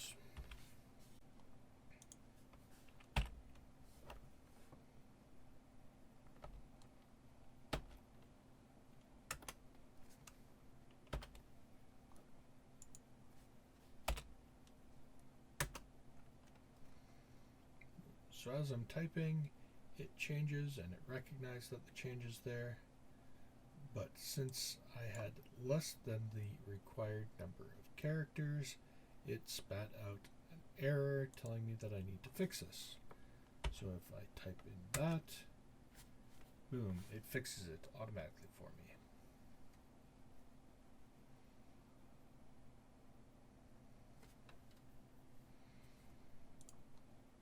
Okay, so that one is done.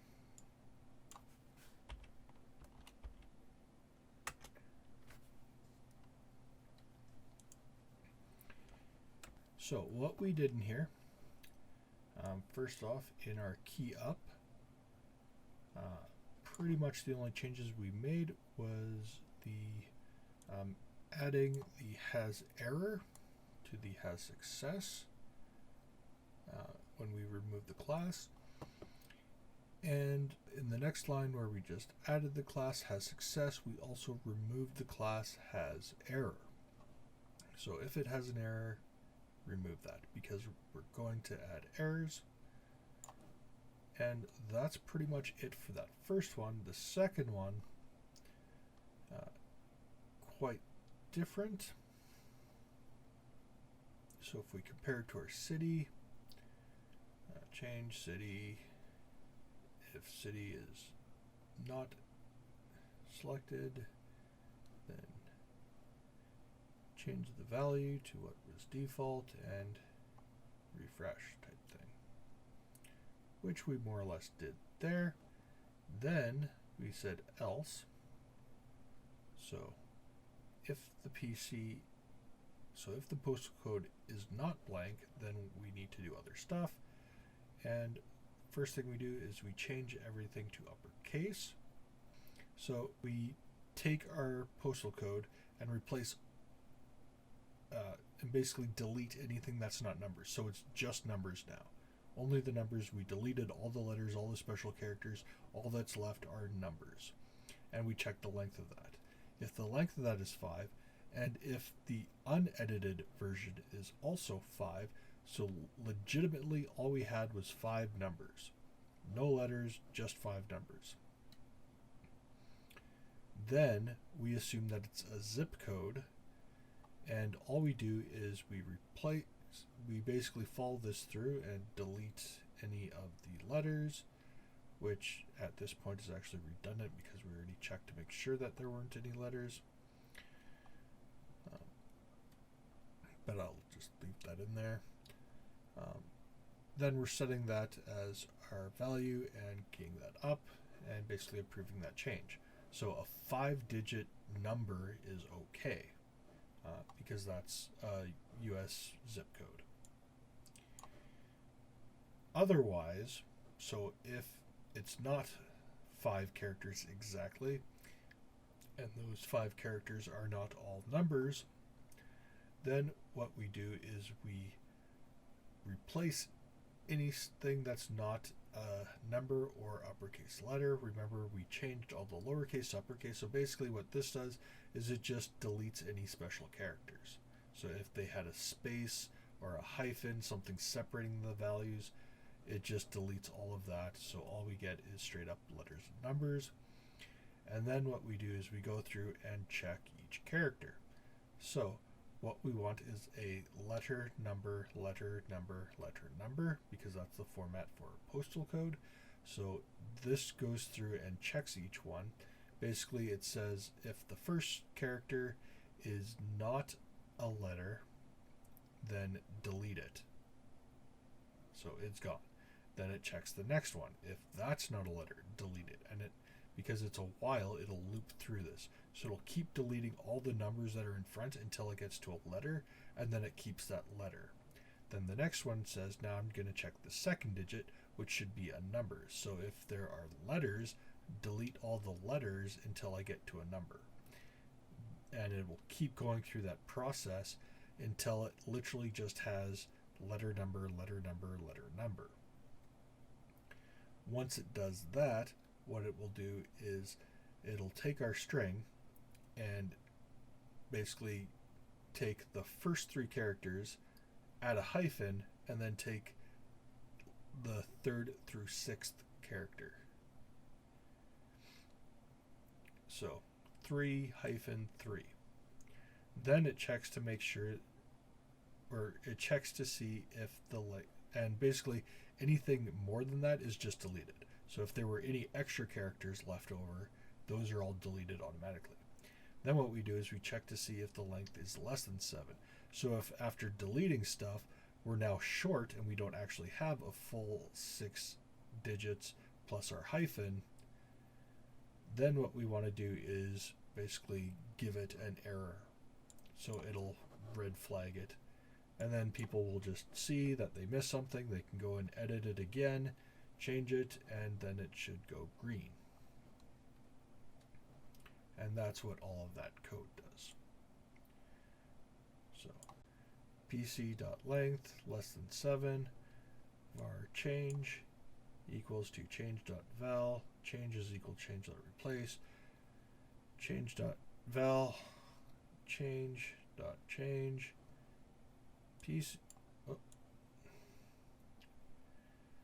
pc.parent.remove class has success, add class has error. So that's kind of the main part there. Normally I just copy and pasted from the line up here, but where it was just remove class has success, we remove class has success and then add class has error. Else the PC value is set to our PC variable and key up.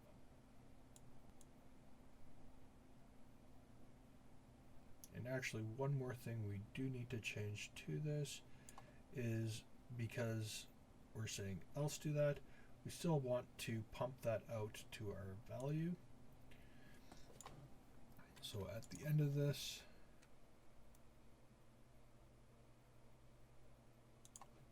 or I guess because we have PC there, we can put it in here. PC.val is PC. Okay. So refresh that. So if I'm short, it still makes that change, but it gives us that error. As soon as I fix that, it changes it to green for us. Okay, now we can go on and finish with the country.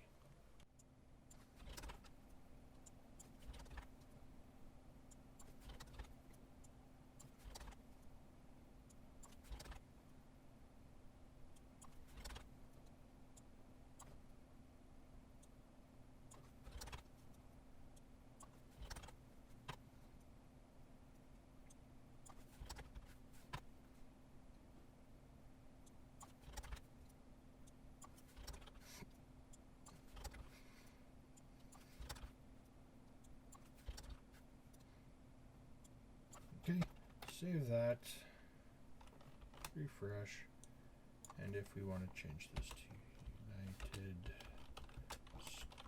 States, it would let us do that. Canada.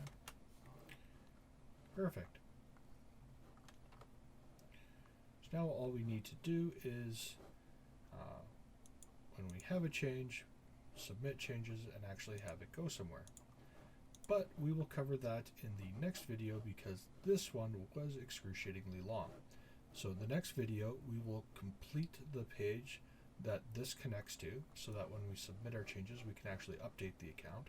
So we'll do the PHP for that, and then what we're going to do is we will also apply all of these changes that we made on this page and apply them to the registration form, which has the same fields.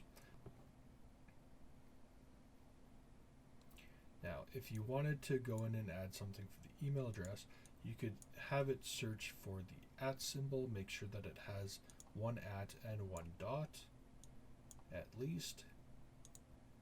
And if not, then you could give it an error message. So I think we'll go in and do that before we call it quits for today. So in our email, when we change, if email is not equal to that, do that. Break this line down.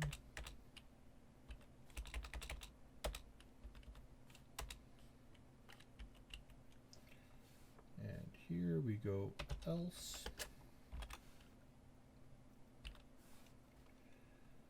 So we have our var email.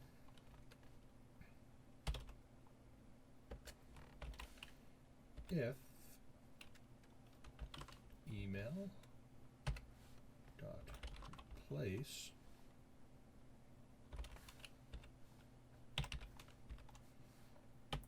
at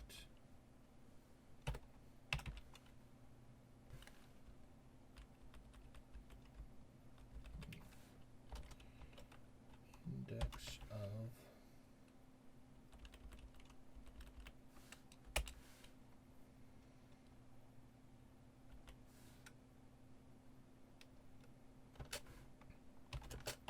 less than 0, or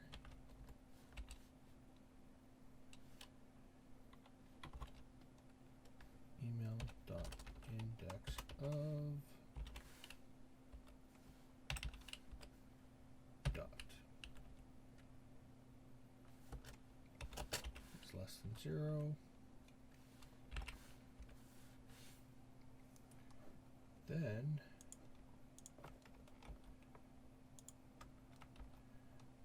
var change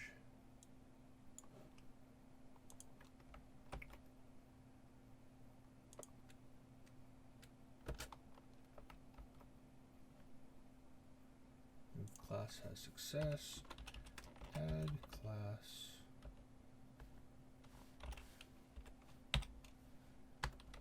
has error, remove class has error.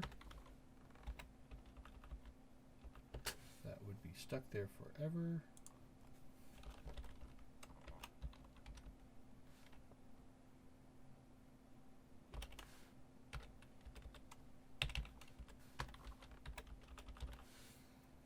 So remove class has error there, and remove class has error here.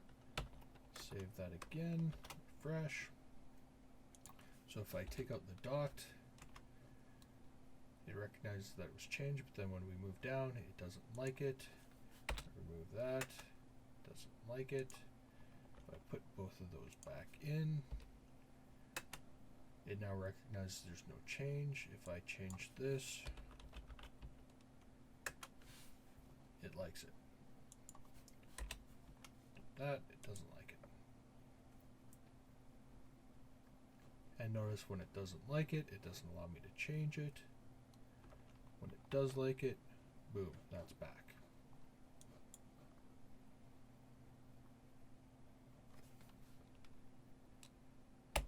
Delete it, pops back to normal. So there we go. Quick way that we can help fix those emails. And like I said, that'll do us for this video. We will see you guys in the next one.